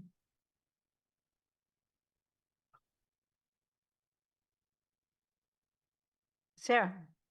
A question, but also a comment. I interpreted ARPS, that column heading, to mean the administration's response, right? For administrators in the districts. My question is about the investigation. And again, I've missed some meetings, or I've forgotten. I don't remember any announcement in any school committee meeting about an investigation. So either point me to where that happened, or would somebody please state for the record what's being investigated, who's doing it, and just fill me in, please. Yeah, you want me to answer that, Deb? Okay. So I can say that there has not been a formal school committee meeting around that topic. I received, and this all stemmed from a packet that I received from CPAC. They had expressed some concerns. Then there was the January meeting where there was discussions around the seclusion rooms and JKAA. After reading the packet and having different conversations with our legal counsel as well as staff, I opted, because of what was in the packet, to investigate to determine what the district liabilities are, what procedurally do we need to do differently. There is, I'm going to say there's only one staff member that is identified in that packet. And so for me, it really was to kind of walk into what as a district do we need to account for, if anything. And then procedurally, because there's a lot of conversation that was stemming around procedure. The conversation is the investigation is being done by Attorney Sankey. I had reached out to CPAC asking them to provide, or connect us with individuals who were identified in the packets. They expressed that they did not submit any claims or any allegations. But as a leader, as an educator, what was in there could not be ignored on my behalf. So we began the investigation. The majority of the district staff participated. They provided insight, and then most recently, the investigator was contacted by parents who opted to participate. For me, from my perspective, it's a district matter, but that is that, and I've held it with the utmost confidentiality. I've also not intervened, because I want to make sure that there is no opportunity to say there was no intervention on district administrative behalf. It's my hope that school committee members aren't intervening in or asking the investigator, because his information is out there, and just allowing him to complete his investigation and provide us with a clear picture of what occurred, or at least provide me with a clear picture of what occurred. Can I follow up? But I'm gonna, Yeah. I'm gonna do a round first and then I'll come back to you, sir. Okay, Laura Jane? Thank you. Dr. Z, you mentioned that you received you sort of said a timeline backwards, right? Like we talked about JKA in January, and then you got the packet in early March. Yeah, it came in early March. February, late February, mid-February. You mentioned I'm sure you didn't intend it to sound this way, but you said you were doing the investigation to check out the district liabilities, but I'm sure what you also meant was the safety of our students, because obviously that's what we all are focused on. I do think Sarah points to something which I would like to raise, which is that I don't think this committee was actually officially informed ever that there was a investigation happening, even though I'm not questioning that it did start. I think it would have been useful to get just an update, given the emotional weight of all of the issues that came forward to us, the stress on the families, the stress on the school, the stress on the paraeducators. It would have been great to hear like earlier, okay, this is how I'm going to proceed. So just going forward, just asking for more clear communication, which I think is part of the reason that that motion was put forward on May 7th. Because I think we were kind of missing, there's sort of like a missing piece or missing link in communication. Do you have a sense or an idea of the time frame for when the investigation is expected to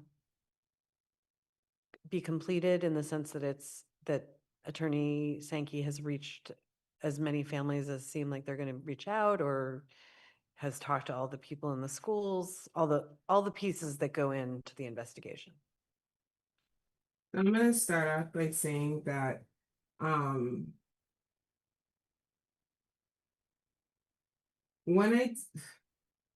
me first address the timeline, and then because I'm going to do this in what makes sense to me. So first I'm going to address the timeline. The package was received in early February, when there was, I believe, the first conversations that I had, and there's a lot in my mind, was in January. And even in the package that I'm referencing, there was a meaning the package itself references the January timeline in terms of the JKAA. And a lot of the regulatory changes and things that were coming from the conversations, because I believe that was the first time that we had the first read and we had adopted an updated policy as a joint school committee. So there's a lot of timelines in there. After that, in early February, the package was received. So I will clarify that. I also want to say that around that time the package was received, there was also a lot of public comment around the feeling and parents around the blue rooms and what was occurring. I believe during that meeting, that was towards the end of February, because that was an Amherst meeting. During that meeting, Laura Jane, you actually referenced the packet and you said that you believe everything that was stated in that packet. In that conversation, I'm going to say that I continue to speak towards the neutrality.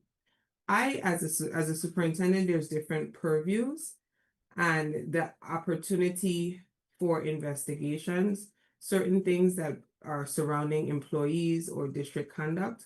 I have no, like, I cannot I'm going to sit on a floor and publicly talk about, because it would be a personal matter.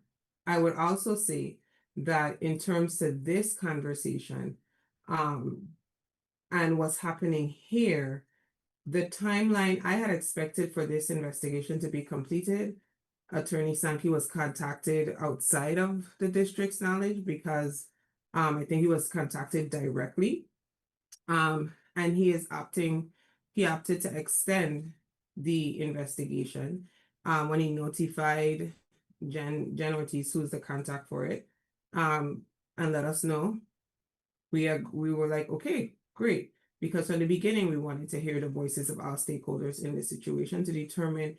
And when I say district liability, you're right, I should clarify. This is all about student safety. This is all about what we as a district may need to shift, change, do better. But I do not think that in not having answers to an investigation, this committee acted. I think this committee acted for whatever reason that this committee chose to act, but I do not think having answers to the investigation or where we were in the investigation would have halted your actions. Because if that was the case, there would have been the superintendent would have been called to the floor around that. I think that the conversation that you're having is, as a school committee, you found and you felt that you wanted to act around student safety time later. You wanted to issue a series of directives without. Dr. Z, I'd like us to stay on the agenda topic, No, please. I am on the agenda topic. I'm clarifying the statement that it's because of an investigation and lack of communication around what's currently happening that the committee opted to act, and I am not of that belief. I will also say that in terms of the intended end date, I believe we're supposed to be getting the final packaging by the end of the month, but I'm not going to rush it because I want a clear picture. So I will get a date. Thank you. Bridget. Well, I have two things to say. I think the first one is just to clarify, I was receiving questions from the committee while Dr. Z was out on leave. And so in March, I put those questions about the investigation to Jen Ortiz. I got a couple of the answers back and sent them out, but we still had like several unanswered questions. And so I sent those again to Dr. Z on April 7th, and then we sent them again tonight. In the interim, we put 2 executive sessions to talk about it on the agenda, but it was a little tricky because it's basically a legal technicality. I think that all of us, or a lot of us on the school committee, weren't necessarily concerned, oh, do we have, an individual who's done the wrong thing in this situation, but we're more concerned about the culture, procedure, and practices, and wanted to know what's the scope of the investigation, or what's the scope of the action plan, and how's that going forward, where it seemed like, and we're just inferring as the school committee, because we asked for several meetings and kept asking questions, we were just inferring like, hey, it sounds like this is more like, hey, you did the wrong thing, or and we wanted to see a more like broad systematic change. And I think it is because of a lack of information that we felt much more pressure, both that we couldn't communicate well outside to the community and within ourselves to act. So that's the first thing. Maybe I'll save the second thing, but I do have like something to the general grid that I think is really important to mention. If there are other people who want to say. Oh, So, go ahead. okay, I just So wanna- how to follow up. Yep. Go ahead. Yeah, it seemed like it was part of the whole. There was a question and a statement. But if Right, you object, then we can circulate. Dr. Z, I'll come back to you. Okay, We have a point of order, I think. Is that okay? Or would you rather As long as you call on me. you're next? Sorry, Sarah. So basically, I wanted to like sort of look at the grid and think about it, how I was thinking about it on May 7th, because the way that motion 2 and the CPAC program of action and JKA are listed in this motion, I think they seem like disconnected or separate things. And I know also in their communication that CPAC spoke to lives in the balance. And so I just wanted to say, like, I see motion 2 neurodiversity affirming PD, the CPAC program of action. I see that all as very much aligned with JKA's request, not request, our motion to get the collaborative problem solving with Ross Green in place. That's also called Lives in the Balance. So that's that like these things are very much aligned. It's considered in large part that Ross Green's approach is a strengths-based neurodiversity affirming approach. And so problem solving and looking at the students, including student voice, including student sort of perspective, and working with students in a way that's very much based on what they bring to the table in terms of their strengths and so forth. But most importantly, I think, and because you weren't at that meeting, I wanted to mention this again. The reason that using that approach was so important is because I attended the DESE training, and then I did some research myself at UMass Library one weekend when I was stuck there on campus, other story.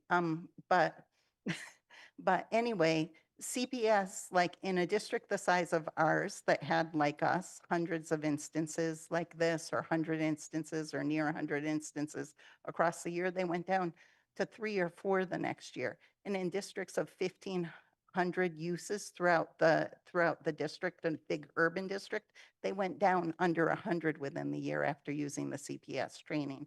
So I just want to like be as clear as possible, because I think in this document, these look like, oh my God, you asked us to do 6 different things, when I think there's a lot of alignment in them, and there may be, additional neurodiversity training that comes into play, across time. But starting off with the CPS training, I think is the collaborative problem solving Ross Green or Lives in the Balance, depending on which way it was listed in the different people's requests. I think that's not only a great way to start, but it's what we voted for directly in the policy. So.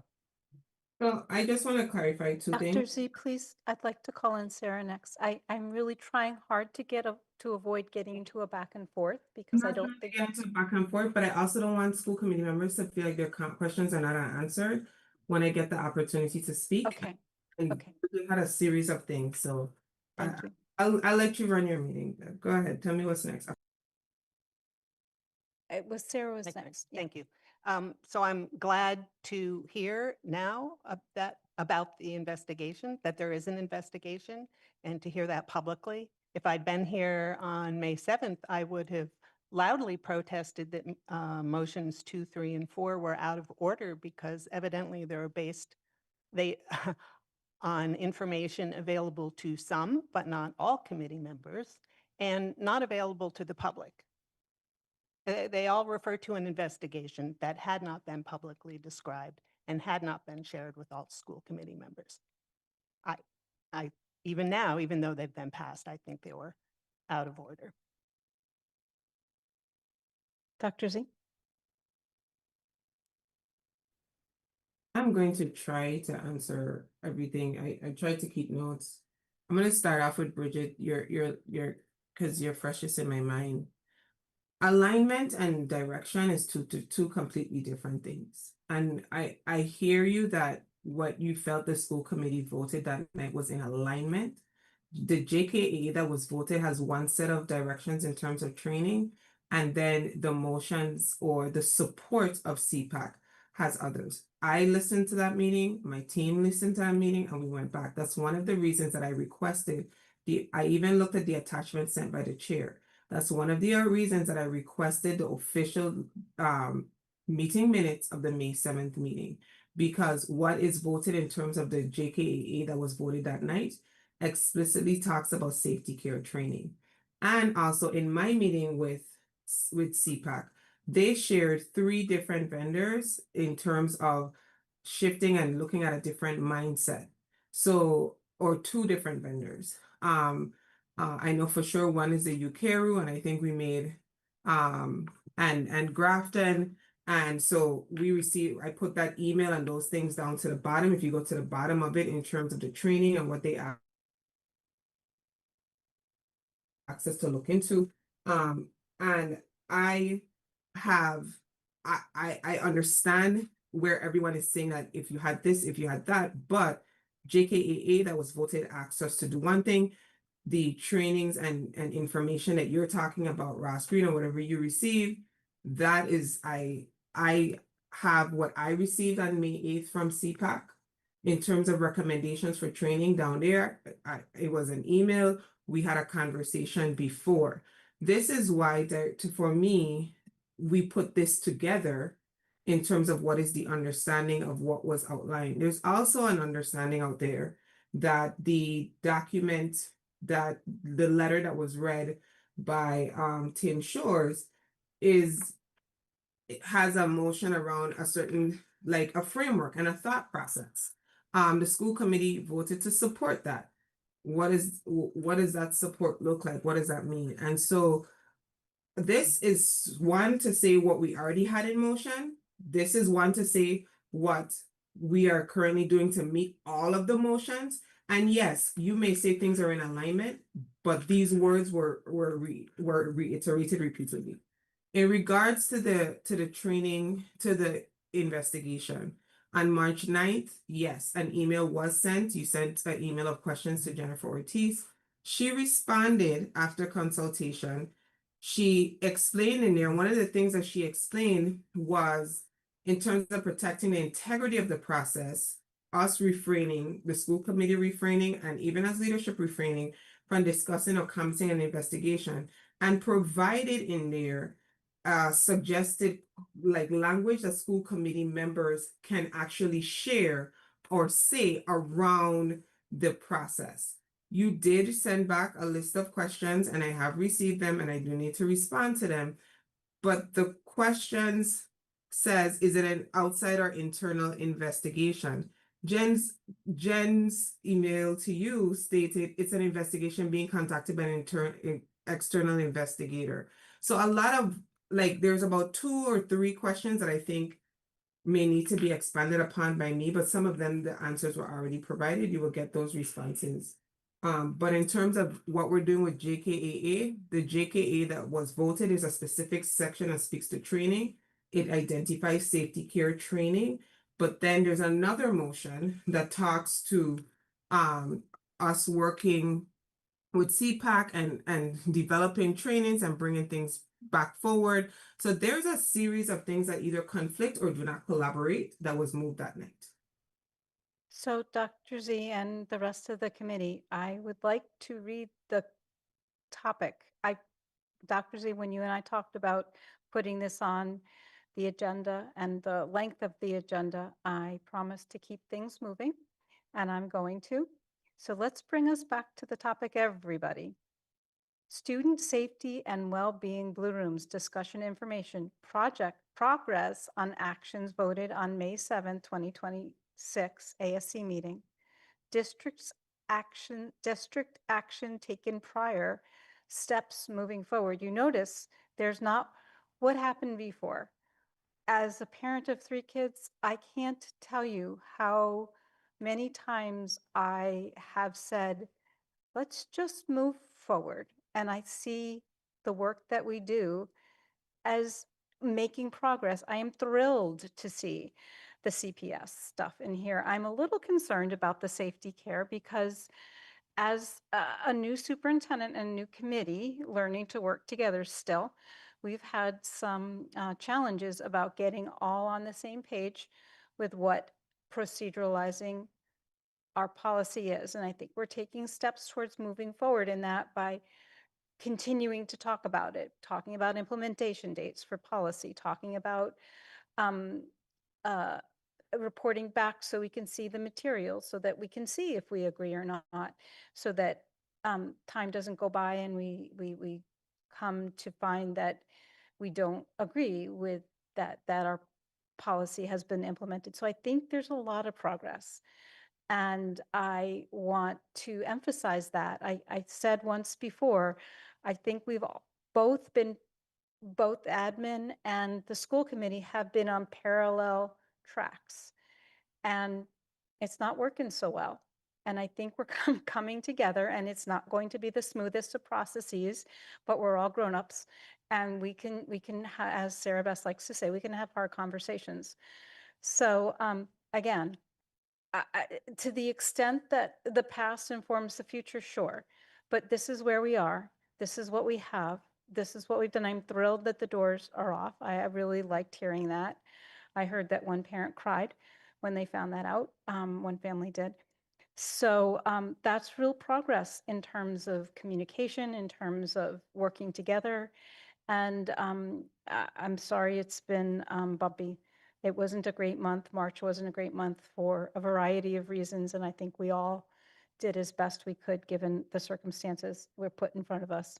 So that being said, I have some people on my list, but I would like, again, to reframe this conversation about the agenda item, progress on actions voted, depth, district actions taken prior, because I think that informs the ways in which we are working on the same issues in different ways, perhaps, and steps moving forward. Okay, and if it's important for the committee to have a what's the word, postmortem on the things that happened over March, I will consider putting on an agenda, but no, no promises. Okay, so next on my list, I have Laura Jean and then Bridget, and then I'd like to kind of move on, if we may. Thank you. I don't think that by asking for an update on the progress of the investigation that we are asking for details. So I just want to be really clear about that. It would have been great.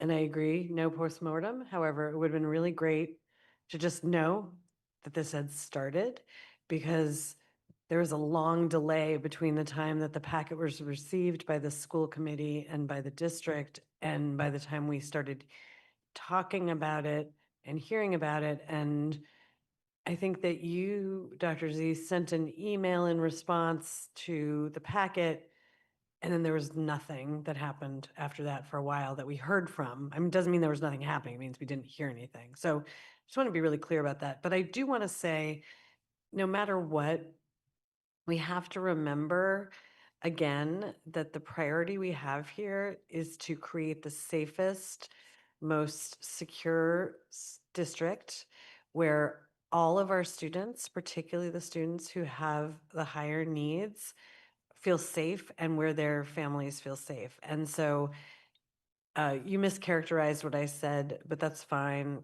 I said I believe the families. I didn't say I believe every single thing that was in the packet. I just said I believe the families. But I do think that we need to, going forward, have improved communication about processes that are so delicate and relevant to our district. And Sarah, I totally hear what you're saying about things being not reported to everyone. And,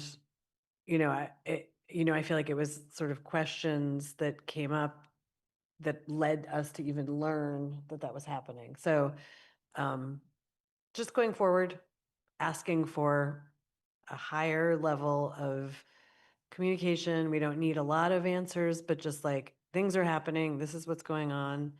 We're working to protect the students. And I'm really, really glad to hear the doors are off. I'm not glad that some of those motions still haven't been acted upon. Bridget, Oh, thank you. Deb, that was good reframing. I think that what I want to talk about is definitely related to moving forward, and it's really important for communication in terms of implementing JKAA. Um, there are two different trainings, right? The first training is something the district already does, safety care. And there's an alternative that CPAC has mentioned to that has some better outcomes, right? And so that's for when a restraint is occurring, when somebody's using a restraint and has some preventative and de-escalation measures in it. That's different than the preventative neurodiversity affirming approach to um, interacting with children, right? And that using that approach, the collaborative proactive solutions model, which is also what CPAC also suggested with Lives in the Balance, using that approach, which again, peer-reviewed studies have showed produce statistically significant reductions in, right? That is the approach that's really important for the culture and the culture shift, not what somebody did in an instance when a kid was already to the moon, but in creating a culture and climate where we're not in crisis mode, but are coming back. So I just want to read from the policy for a minute, because I think it really clarifies. These two paragraphs are in a row. And it helps because I think your concern, like, okay, we need to use this different training and time instead of safety care, etc. But let me read. All staff in specialized programs and all building administrators shall be trained in safety care, CPI, or equivalent de-escalation and physical behavior management programs and meet recertification requirements. Schools shall maintain trained staff team ratios consistent with the chosen training's fidelity standard. That's part one. Part two, in addition, recognizing that restraint and seclusion are harmful practices disproportionately impacting our most vulnerable students and population, the district shall also provide comprehensive training and district-wide implementation of the evidence-based collaborative proactive solutions CPS model. I will stop there. But I just wanted to be clear because that what CPAC is asking for, what we're asking for, it's not what came out in our motions in motion two. This is not a bunch of disparate directives. These things are all aligned and in consort. Thanks. I think we should take a 5-minute break and then we'll hit our next topic. And I'd just like to say that I'm doing pretty well on the timeline. So Deb, I don't get. Oh, okay, not 5-minute break. Dr. Z? Yeah, I just want to respond to the last. okay. Uh, Is For- it new or because I feel like we're no, it's a not. new idea or new thought or a new answer? So two things. The status of the investigation is on here, so and it's moving. And I want to clarify in terms of the timeline and moving forward in communications. So I just want to make sure that we understand that on 2/27, I sent the email to on February 27th, which is a Friday, I sent the email to CPAC and everyone notifying of the formal district review and response. All 3 school committees were included on that, notifying everyone of the fact that I would be investigating this and requesting information. That's the start of the medical leave. Moving forward from that, on March 6th, Friday, March 6th, Bridget sent an email around with 2 questions. Is it outside? Will it examine? On Monday, March 9th, Jen responded with the response for concerns. So I just want to be clear that this isn't something that was slept upon. When I received the package, what we did, we moved forward, we analyzed it with legal counsel to determine, what's happening, what is the risk to students, what's the risk to everyone, and thing. I also feel like now that I have the clarification from the school committee in terms of just knowing it's in progress, I can come in and say it's in progress without, or it has ended. I am fine with that. It often seemed from the school committee's presenting, or even the last set of questions, you know, it was more about, because some of the questions I've asked is staff disciplinary actions and different things that have caused me to have to go and research and ask questions and pull information together. So my thing was, I was not trying to make this a point at either person and put us in liability. Bridget, I hear you around the training and how your interpretation of what JKAA acts, as well as what was voted that evening. I think there was even, and I have my notes in front of me, where the superintendent has to develop or have the training materials developed and brought back to the school committee. And like, there's a series of things that reading one part of that policy or one part of the motions that were there does not clearly, and that's again why I asked for the official record. There is a misalignment, or there are multiple directions that the district has been asked to go in. And some of that, based on my conversations with CPAC, is to step away from the traditional safety care that's put there and to kind of move towards other depth, level, and breadth of training that was shifting understanding. And so that, I hear you, and I also have what was voted that evening, but that is the purpose of this, saying this is how the district, if there's something that is misinterpreted or was not voted, please point back to the record so that we could adjust it. But as of right now, when we have analyzed all of what was voted, all of what was moved in motions, these are the steps that a district would have to take to meet it. Thank you. It sounds like this is a great conversation to have, you and Bridget and other people, but not the full committee into the details. Does that work for you, Dr. Z? Can you continue this conversation with Bridget about alignment and putting the pieces together in a way that gives you clarity on next steps?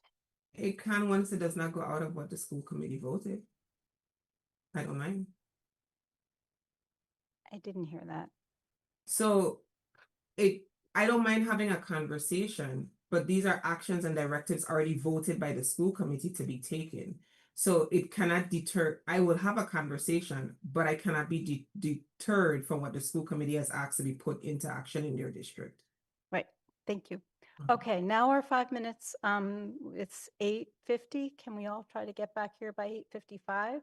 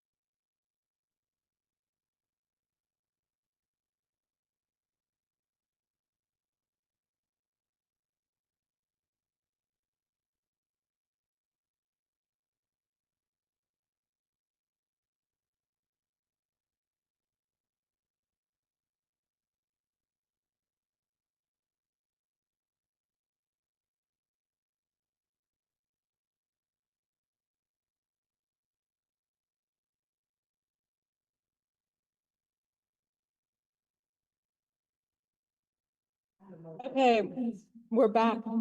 Uh-oh, whoops. All right, no.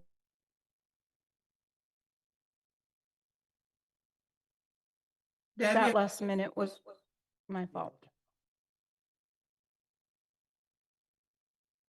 That last minute was my fault for 2 minutes of trying to get back on again. Okay. Chestnut Street Academy. Please. Good evening, everyone. I'm gonna hand it over to Tanya to start because I'm having difficulties trying to pull my stuff up. So, okay, I have it. Does everyone have the PowerPoint in front of them? Awesome. So we're just doing a continuation of the integration of Chestnut Street into the region. Integration is not, this is from the Amherst School District point of view. This is not from the regional point of view. So we weren't asked about the impact. So we're going to kind of talk about the operational things that are moving forward. So we can, in the essence of time, we'll skip straight to the daily schedule because I know that's a hot topic. And we want to say thank you to the families and everyone. I know Tanya's going to say it again, but thank you to everyone that provided us feedback. Thank you, Andrew, as well, for sending in some feedback. We have been receiving feedback from since the parent night, and so Tanya, it is yours. You can take it away. Good evening and buenas noches. Remember, we are a Amherst Elementary School District where we have Chestnut Street Academy, which houses our dual language program also, Caminantes. So we want to make sure we celebrate that as well. As you look at your slide deck, please take a look at those happy smiling faces of the Chestnut Street Academy teachers who are welcoming you to Chestnut Street Academy. And it was great to have the night, the sixth grade night with families and students. There were a lot of students and families that showed up. There were some students on FaceTime getting the tour virtually since they could not come in person. I'm going to take you straight to the daily schedule, which this is iteration 17. And actually you have the May 12th version. There's a May 18th version. As information comes in, like we talked about before we did the educational plan back in, I want to say November, we have teachers look at what we have. This is before we had Chestnut Street Academy teachers. We had everybody look at it. We took it, made changes, had more feedback, made changes. Now we're making changes, and we made the biggest change around budgeting. We've had that change. And then we took, once we shared it with the Chestnut Street families, they asked for some things and talked about some things. Number one was recess in the middle of the afternoon. And so that came and we made some changes. I met with the exploratory teachers at the middle school, high school, those teachers. I have another meeting with them next week, actually on Friday, with world language teachers. And then what's going to ultimately happen, these are all drafts. What's going to ultimately happen is that Juan, Principal Rodriguez, Assistant Principal Farrow, and the Chestnut Street Academy teachers will get together and look at the schedule once we know all the components that go into place, and then take a look and say, okay, what does this look like for us? Because they'll be living and working through the schedule. So to the left, you see the high school schedule. The reason why the high school schedule is important because a couple of our world language teachers for the rotation work at the high school. Then you see the middle school schedule. That's important because we want to ensure that we are not impacting the region in terms of their space, as well as our world language teachers that work at the middle school predominantly, making sure we have time there. And then you see Chestnut Street schedule. So right now we have specials in the morning. Those specials teachers are shared with Crocker Farm. They'll start the day at Chestnut and then they'll go to Crocker Farm. They have 30 minutes travel time, 30 minutes lunch, planning time, collaborative planning time. And then there's another little space of time before they get into their Crocker Farm schedules. And what that does is allow them to be at Crocker Farm so they can have faculty meetings and after school professional development. Then we have our community connection, which is also the time where our band and orchestra ensembles will happen. That is a designated Wednesday time for the band and orchestra group, the 3 teachers there, to come over to Chestnut and work with the full ensemble. Right now, based on what the band and orchestra teachers are telling me, out of the 142 students we have, I think there are 122 of them that are currently band and orchestra students. So yes, so there's an opportunity for them to be able to do a full ensemble between the different spaces at Chestnut Street or the middle school. Then there's lunch. There was a question around lunch, and one of the feedback things we had, lunch was too early because it was initially at 10:25. And there was a question about lunch being early, so it's rotated back to 11:05. There's still one little thing I have to double check to make sure we can fit it in that right space there. And then we have math and science, ELA and social studies, the content classes, 2 of those, which is the same teacher. So the math and science teacher is the same person. The ELA and social studies teacher is the same person. And then recess, and then the last 2, last 2 core subjects. Again, math, science, same person, ELA and social studies, same person. And then you see a really just a sample schedule for one student. And then there is our Chestnut Street frequently asked questions FAQ site where families could submit questions. They can find information, like this will go up on that site once we're finished with the presentation today. And again, you see the spaces around shared staff and logistics, and you see the most recent layout, May 8th, 2026, that layout is there. But we're just really excited and thankful for all of the wonderful families that came out and that are providing information. Ultimately, this will go back once we get all the pieces in place with the region and the Amherst School District. It'll go to the Chestnut Street staff and principal and assistant principal to take a look at it and take some final tweaks. But thank you for the time, and I'm here for questions if you have them.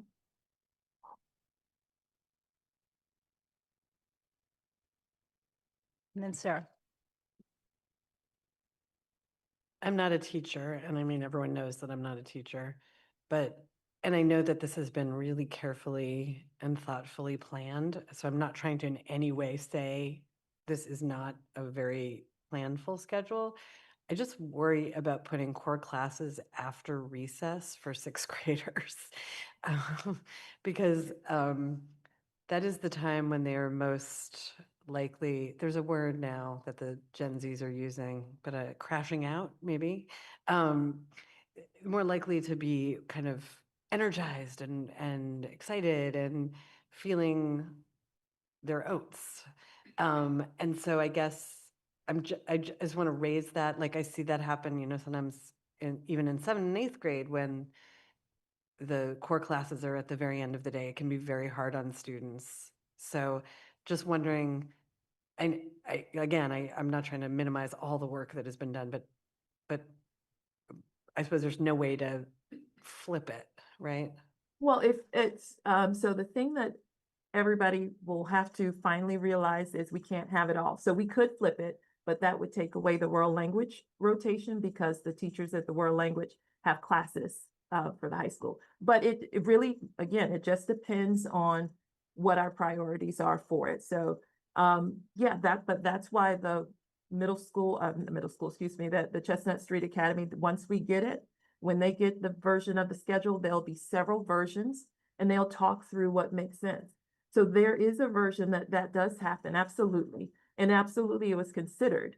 But there is a trade-off for it because remember, we have to align with, speaking of alignment, we have to align with the high school schedule, the middle school schedule, and then also the Crocker Farm schedule. So the other thing that happens if the content areas are in the morning, it becomes where we have to get the Crocker Farm specials teachers in the afternoon. Their day ends at 3:30. So we would have to ensure that they're done by 3:30. But what that means for them right now is if that's the version that we go with, they wouldn't be able to go back to Crocker Farm for faculty meetings or, professional development because their day would be over because the time at Chestnut has the regional schedule versus Crocker Farm specials teachers, which has the Amherst schedule. But yes, there is a version of it. And it's one of those things. There are multiple versions of the schedule that the group, again, we didn't have Chestnut Street teachers when we began our looking at the schedules, but these will come to them for their final input and things, because they'll be the people actually executing the schedule. But thanks And for I the just have a question. follow-up to that. Thank you, Sure. Tanya. That was really helpful. Is there a plan to evaluate this in an ongoing way? Like, how are we going to know whether or not this is working for both the students and the teachers? I mean, I've been worried about teachers commuting. Transporting, they're not transporting. If they could, that would be a very different situation. I've been very worried about teachers having to cross town during the day, during busy times. So back to my question, what is there a plan, and how is that going to get implemented, if there is one, to do an Yeah. ongoing evaluation? Well, for students, one of the things that'll happen in their community connections class is student surveys to make sure to see how they're doing. Another reason why, if we think about keeping the specials in the morning, they would be done at the 10:30 mark to get before there's afternoon traffic and that kind of thing. However, Juan and Rich and the teachers, they'll develop, their school culture and what that looks like. So really, really digging in and saying, okay, as they have their meetings, as they have their just different feedback loops to say, is this working? Where do we see opportunities? One of the things we talked about when you think of band and orchestra, the original schedule based on everybody had everything, we could do whatever, had students not being pulled out of their content classes because we were able to schedule the classes in such a way that we didn't have that issue. But now with all the constraints, if we move recess, it takes away this line. If we move that, move lunch, it takes away this line. So now it's right now where those pullouts will happen on a Friday, because that's going to be, so it leads at least disruption to classes, content classes, and it also allows our other band and orchestra teachers to come on that one day besides the Wednesday ensembles and just see all their kids then. So yes, there's multiple feedback loops, just like there are going to be multiple schedules. And what I'll do tonight is I'll take what you're saying to me and talking about and putting it in. I'm just glad that I think there were some Chestnut Street teachers that already elevated the content at the end of the day question. And so, the thing I think that happens is everybody has to decide on what's the trade-off. So it might be worth it to say no, but since 2019 that when I look at your 2019 documents before, it's world language was a priority. So we just have to figure out what the priorities are. Bridget? Well, thank you. I love this page of the feedback and FAQ for families, and the way that you're taking the different questions in and then reflecting on, yes, for this reason, or maybe no. I feel like this openness and communication, and also your flexibility to be thinking through the different scenarios and then come through with them. I will say I've had the experience the first time that I did schedules, I was up till like 3 in the morning and the students were coming at 9 in the morning. So it's like you could just keep going with this, so I totally get you. So thanks for all your work. I have 2 questions, and they're both a little bit more financial. So I'm not sure, but they're both about Chestnut Academy. And In I'll the just fin- ask Shannon to step up on it in case. Yeah. Is Shannon still with us? Yes, of course.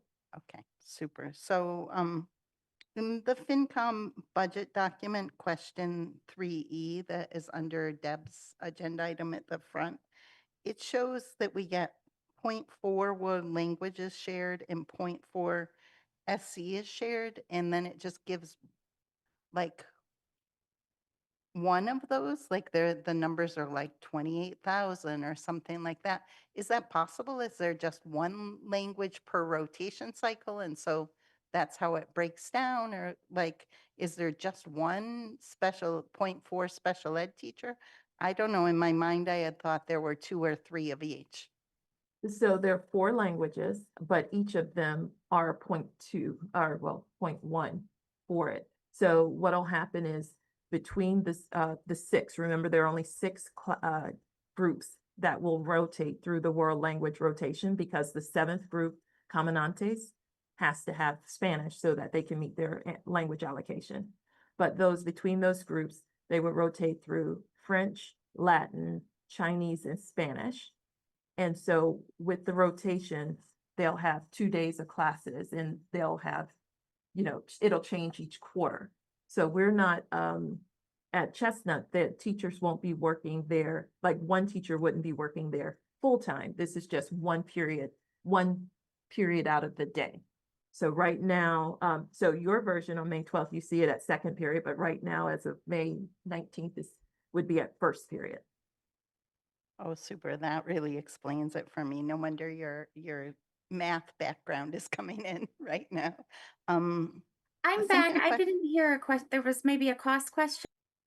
The second part of my question is perfect for you, and it doesn't have to be a right now question, but I was going back and listening to FinCom on a long car ride, and and they brought up again that we might use JCPC funds for the lease, and I wondered if when we get the final budget, if we could have like how that 450 is being spent out. There's been, first I'll say, it seems counter to everything the town says that they would let us do that, because they always say JCPC or capital funds are only for one-time expenses, and we know that lease is going to be a recurring cost. And the second thing is then by using one-time funds, again, we're in the hole for next year. So I just really want some clarity on how we're like using those funds, like, a small budget or something, and being able to understand, because I feel like I'm happy if the town does it, but in many, many other circumstances, they've been very much against it on this point of principle. So the whole thing has me a little baffled. Thank you. Got it. Thank Sit- you. Did you have an answer for tonight, or I didn't, it seemed Oh, like you no, I started to said say. got it. I said got it. Thank you. Oh, okay, But yes. Yep. That's what okay. Sarah? Thanks, Tanya. I have a question about the community connections or connection, excuse me, for the instrumentalists.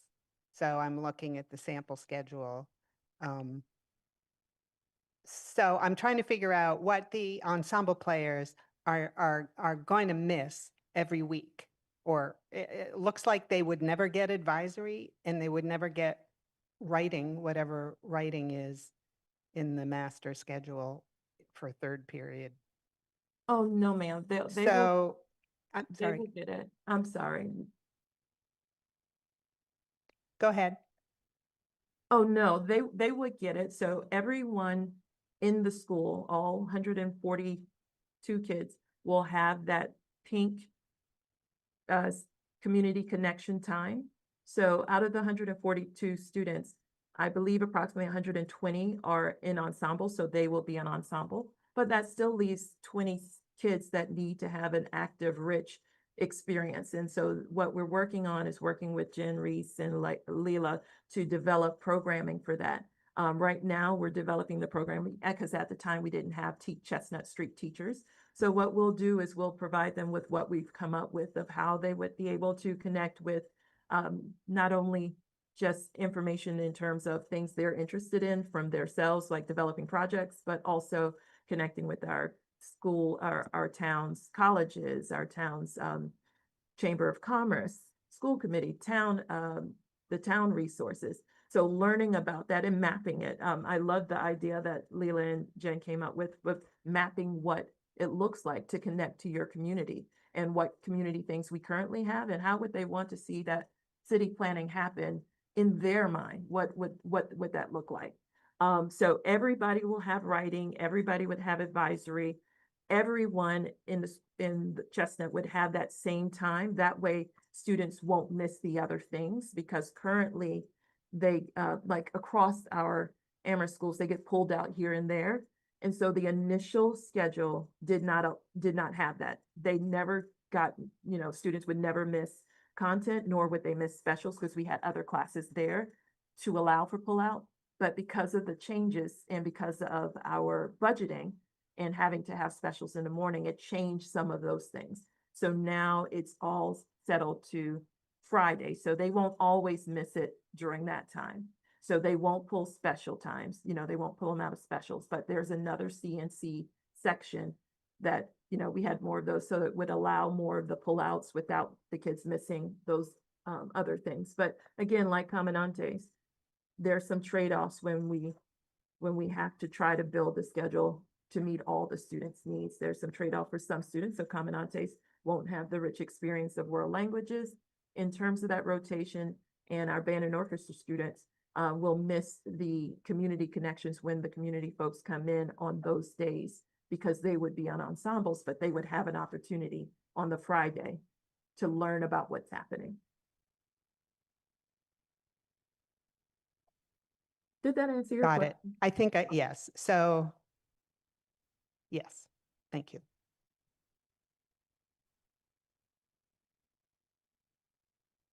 I have a very simple question. Yes. I think you said one section of Caminantes and 6 sections of, so I missed going down from 8 to 7 total classes for 6th grade. Can you give me, when was I not paying attention? Probably budgeting season is, I want to say it was budget season, but so we were initially going to have 8 sections with still 1 section of Comandantes and 7 sections of the English side of the house. And so it made the class sizes smaller in this first iteration of it, but we needed that teacher someplace else. And I think you spoke to earlier around 4th grade being a large grade, that kind of thing. So that was a move. And so it left with 6 sections, still kept it relatively nice. We couldn't do 2 sections of Comandantes because if we did, there would be 13 kids in each class, where it would be 21, 22 in the others. And that just didn't seem equitable. But these students in Comandantes, remember, this is a vibrant program. They have been working through this and been together. And we've learned lots of things since it started, when these kids were kindergartners. So we understand we have to have multiple people in the room, have to have dedicated staff, and that's what we have. We have a Spanish teacher, the English teacher, those being with the students all day. We have lots of para support. We have the Spanish language support. We have the ELL teacher that's there.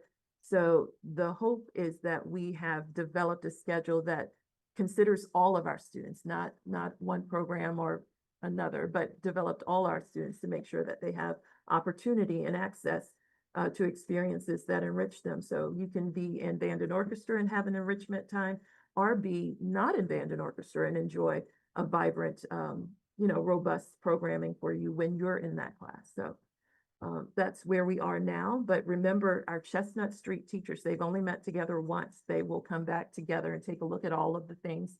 And, we will hand it over for them to be able to really craft and build culture around a school that's going to be, a great opportunity for kids.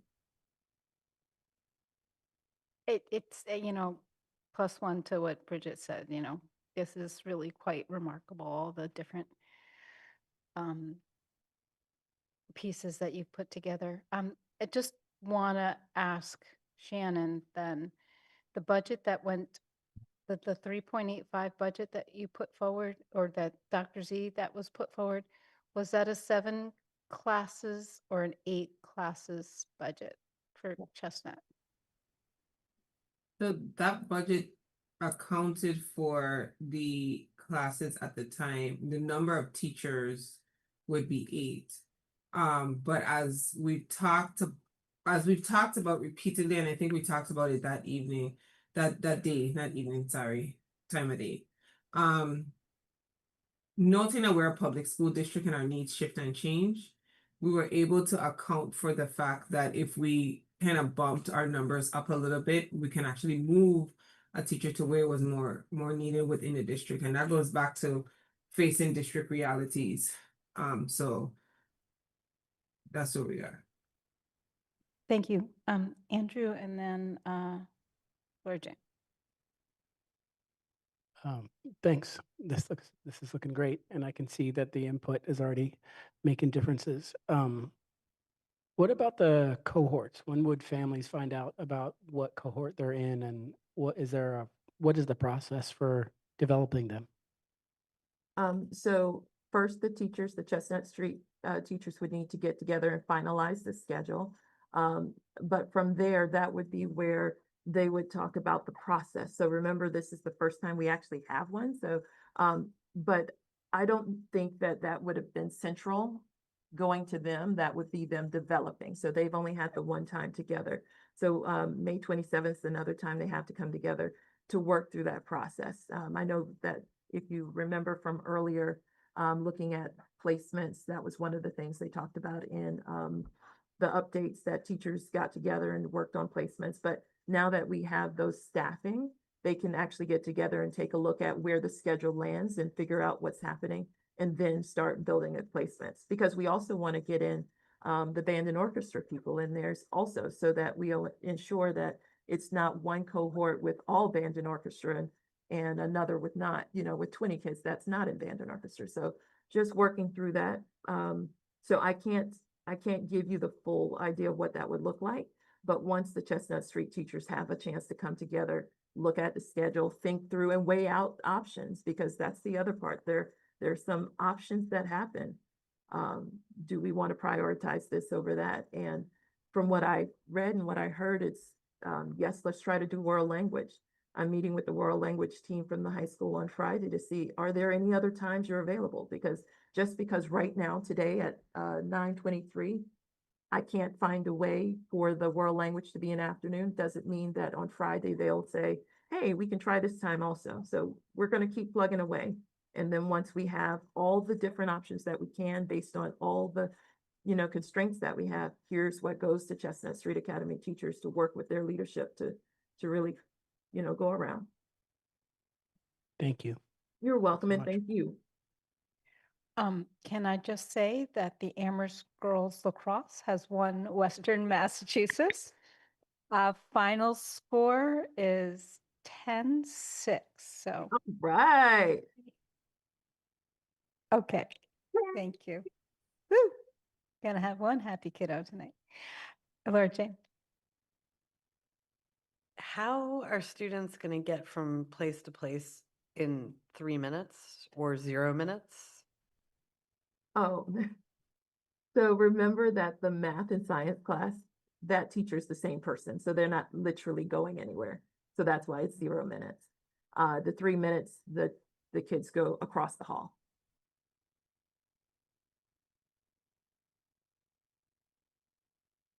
Did that clear it up? I mean, in theory. But having seen sixth graders, maybe not. But best of luck. Well, I believe in them. They got this.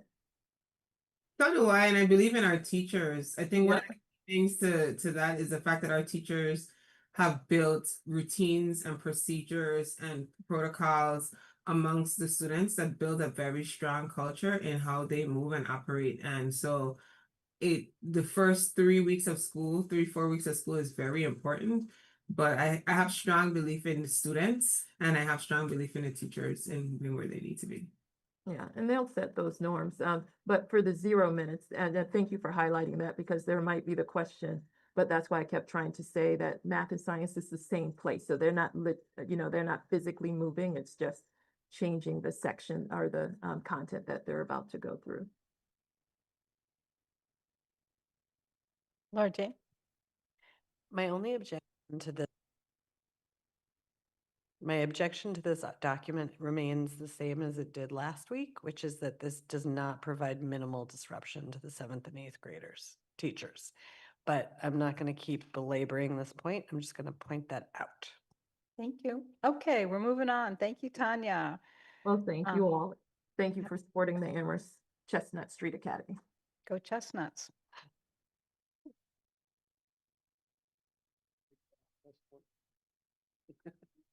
Or those are, oh yeah, those are just us.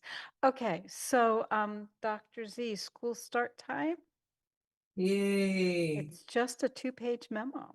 It's just a 2-page memo. Thank you. You're welcome. So there are a lot of things that, and it's a 2-page memo, and I'm probably gonna repeat this tomorrow night. So thank you, Amherst, for making me say it twice. But it's okay. There's a little bit of a difference and a nuance to the Amherst conversation. So when we started this conversation around start times, like 6 months ago, 6 or 7 months ago, there were different things that were driving it. And we had actually came to the conclusion as a team that we were not shifting the start end times. Then we were informed that the operations of Amethyst Brook would have been a lot longer than we had originally intended. A few months ago, it was only supposed to be till about October, and that's about 2 months into school. We could have lived with that. Now we're being told till about January, December, January, and that's 6 months of school. The issue that comes in is that we are 3 separate districts, so we operate, and a lot of our efficiencies, the things that we put in place to have financial costs and operational costs kind of are tied, and one of them is transportation. And so the concern came in with Amethyst Brook, and having a singular ingress and egress, was that we started to think about not just school start time as the answer, but bus arrival and drop off, traffic congestion, parent drop off and flow, and the impact that would have to transportation.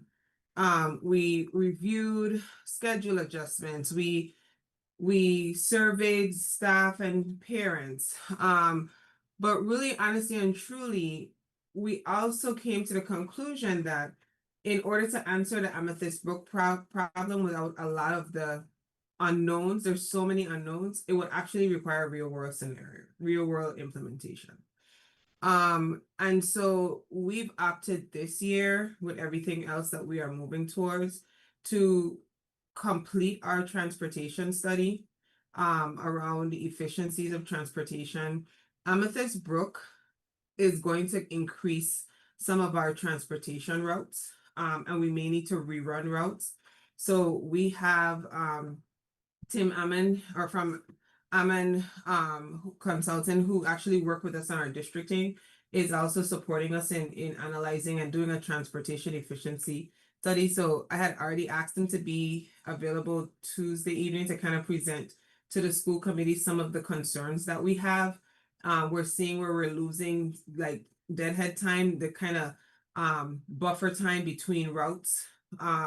If Amethyst Brook even has a 10-minute delay, we already have a very tight window in turnaround in our Amethyst routes, in our Amherst routes for the region. So there's like real world impact. We also have some staff impact considerations because of the opening of parking spaces and the fact that some staff members with our overflow parking at the JAC would have to walk up to 6 to 8 additional minutes to the site. So we are already like we've designed parking passes and different things for district staff so that we'll be able to identify who they are. So there's a lot of operational nuances around what's happening. And so my recommendation is to leave the start times as is, complete our studies, determine like the impact, walk through the real world impact, and then kind of also determine how do we kind of untangle this web without impacting the finances of the 3 districts. So that's a very short start time discussion. I know you're going to say this all tomorrow, but I think it's really important for this conversation to play Yeah. out at a regular Amherst School Committee meeting. So thank you for that part. And I'll call on Laura Jane and then Sarah. Okay. I was going to make a motion, so if you have comment, maybe you want to go first?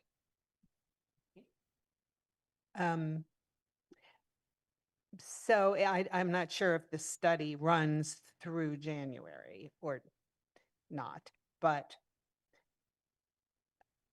let's say the whole building demolition, let's say the Amethyst Brook site is as normal as it's going to be. All the construction is done, everything's out. Are you thinking, is there any possibility that then the start times might change in the middle of the year? Oh, no. Or it wouldn't happen until a year? Yeah. Oh, The no. start times for for all of next year are not going to change? No, I'm Okay. not changing any start times. I think we need additional time to really go into some of the nuances. You'll see tomorrow evening that we had like different, so we were looking at adjusting elementary by 20 minutes.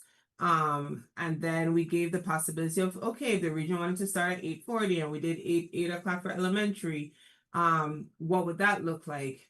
But then what we realized is even with no change, we're still like there's other operational considerations that we need to prioritize. And so we are prioritizing those. For example, there's regional buses that are already late, right now in our current system, in our current structure. We need to identify the root cause of that lateness, whether it's routes, whatever that may be. And so we're making an operational, we don't want to, and I don't want to, and we don't want to, and one of the principals said something very dearly, like, we don't want to go and make any changes and we still don't solve the problem. And so, we're just as a team saying, let's make sure that we have a clear understanding and view of all of our options. There's even considerations, and in this current model, even where we are right now, we may need additional assets on the ground if something happens at Amethyst Brook for the region. We're also currently looking at the regional buses and buses to see, can they do turnaround? Like come in, do the out. There's 7 buses of all of our buses that only serve the region. So we're trying to see how those buses on certain days may be able to support. One of the key issues also is that we actually need to roll over our system to have adequate numbers to see who's going to be going to Oh, which you're routes. frozen. We Oops. rollovers don't happen until the middle of the summer. Oh, can you hear me? Can you hear me now? Okay. Yes, but the So- last 30 seconds. was- Yes, we can. Okay, so one of the critical things is the adequate, the appropriate data that we need to determine the routes. How, because right now our system identifies 3 separate Amherst sites. Rollovers in our system doesn't happen until all grades close out and probably in the middle or the end of the school year. So in July-ish or end of June-ish, we will do our rollover. When we roll over, then we'll adequately be able to know who's going to which sites and run and kind of simulate those routes. That in itself too is a late time to have notification to parents and everyone else. So no, there will be, I do not believe in changing operations mid-year, unless I really need to. If I have to, I would, but start times is not something you would change mid-year. So that would not be suggested. And we want to kind of dig through and deeper into our study to determine what we would need to adequately do. And that next school year would give us more time. That's all I wanted to hear. Bridget. I guess the first thing I'd say is I just agree with you. I think it's a wise decision. There's so many moving parts right now. There's so many things operationally to focus on. And also in terms of analyzing like what's working and creating good outcomes versus not. When you've got so many pieces moving, it's hard to isolate or figure out which one is which. So that's one thing. Also, we got communication from working families and working teachers, and they were all like, okay, how do we start that early? Then what do we do with aftercare? It's going to be longer for this, longer for that. So I think we have to take all the information in a balanced way, which reminds me of sort of the process when we went through this last time. I was working from home. It was the pandemic. We passed the change in start times in 2021. And I remember it was about 2 years of discussion before we did it. And it was based on some really good evidence, et cetera. So I think looking at small tweaks are good, but I feel like it would be hard to like change something too dramatically that we worked really hard on once before as a community. And there was packed rooms for many nights and in the Zoom at that time. So I'm happy with this, and if somebody made a motion to keep the start times as they were, I'd second it. I mean, there's not even a suggestion to change them. So I don't know. Like there's no need to motion or vote it at this time because there's no change being presented. Laura Jane? I would like to make a motion that we do not change the start times this year, and that if we consider, is this too long a motion? If we consider changing it next year, we have to have a process, a thorough process that involves research. But I'll is that too much, Deb? You want just one little motion?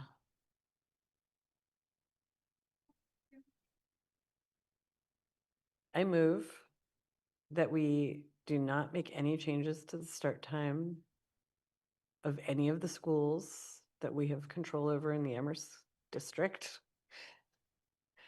this entire school year.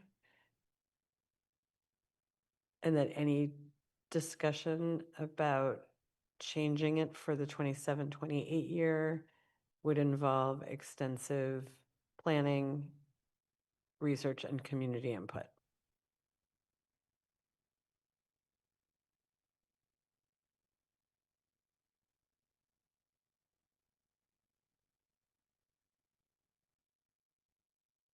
I said I would sink in it, so I will. Discussion? Sarah? This motion is not needed.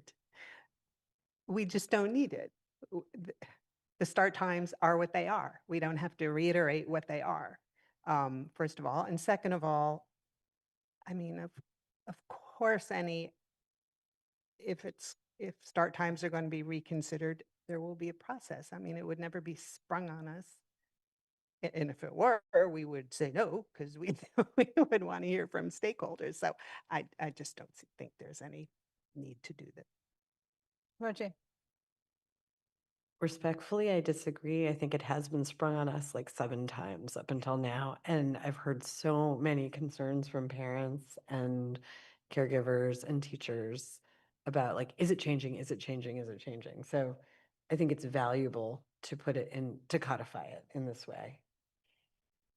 Dr. Z? I'm gonna say that the reason probably it's been discussed is because we went through and garnered feedback, we shared information, we sent out FAQs, we had different conversations, we surveyed staff, we speak. So I hear the school committee, I hear you, Laura Jane, that it was sprung on you and people have asked you, what is it changing, is it not changing? And I think that comes from the fact that we're doing what you're saying that, or implying we need to do. I also would like to say I agree with Sarah. I can't change the start time without the school committee. So the bringing it forward or passing a motion to not have start times change, when I clearly said I'm not going to ask for that recommendation. And if there is something outside of the process, if you're saying, like, I don't know how you would like it changed, but I think that I would suggest before you make a motion with a directive on something, that there is a conversation clarifying and understanding, or stating what some of the things are that you may feel did not happen. Because if they're speaking about it and someone had to tell them about it, and more than likely it's us engaging with them around the conversation.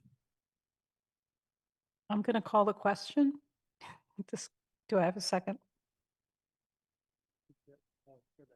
For the calling the question. Oh, we're still discussing. Okay, I withdraw my,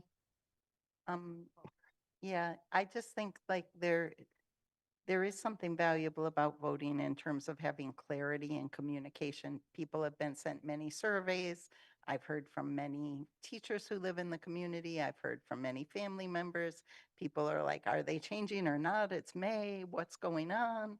And so like just being clear, like, hey, this isn't gonna be a surprise, in a June surprise or something, like being clear about it, I think could be valuable, especially for people who are planning or worried or that type of thing. I'm going to call the question. Do I have a second? Second. Second. All in favor of voting? Oh, I guess I didn't have to, we don't have to do roll call, do we? Oh, okay. All in favor of calling the question? 3. Opposed? Abstain? Oh, you're opposed? And you're abstaining? Okay. I'm not allowed to make a friendly amendment, am I? Because you're already calling the question, right?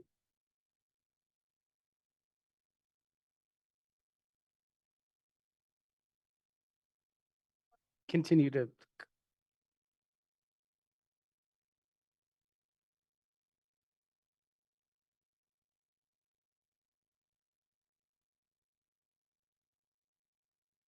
All in favor of the motion, raise your hand.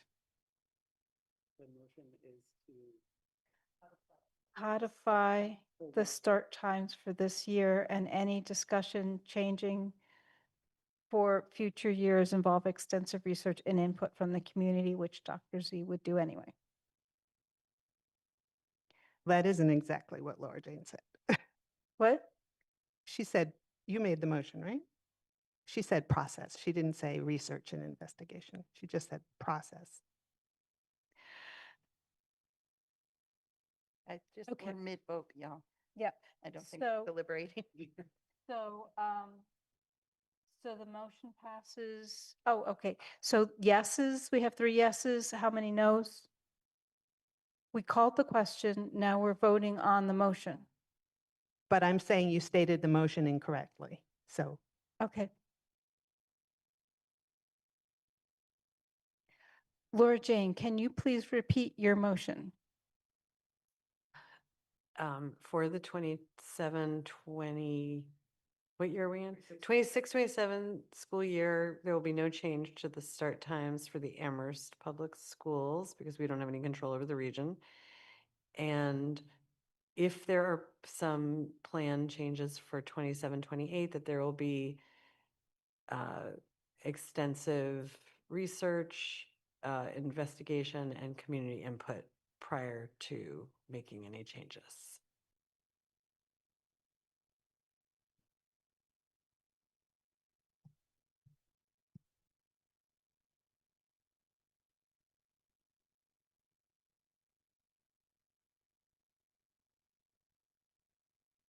All in favor? Opposed? Abstain? It passes.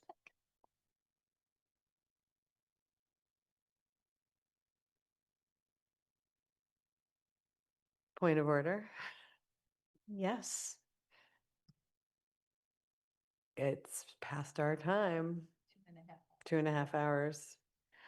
I move to adjourn. All in favor? Oh, Second. we do have one more agenda item. I'm ready to just to have it sit there. No, we can only extend by half an hour. You retract what? Oh, no, the point of order is a point of order.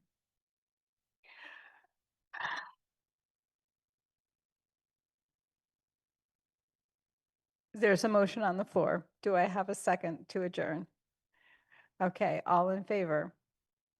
We are adjourned at 9:45 PM.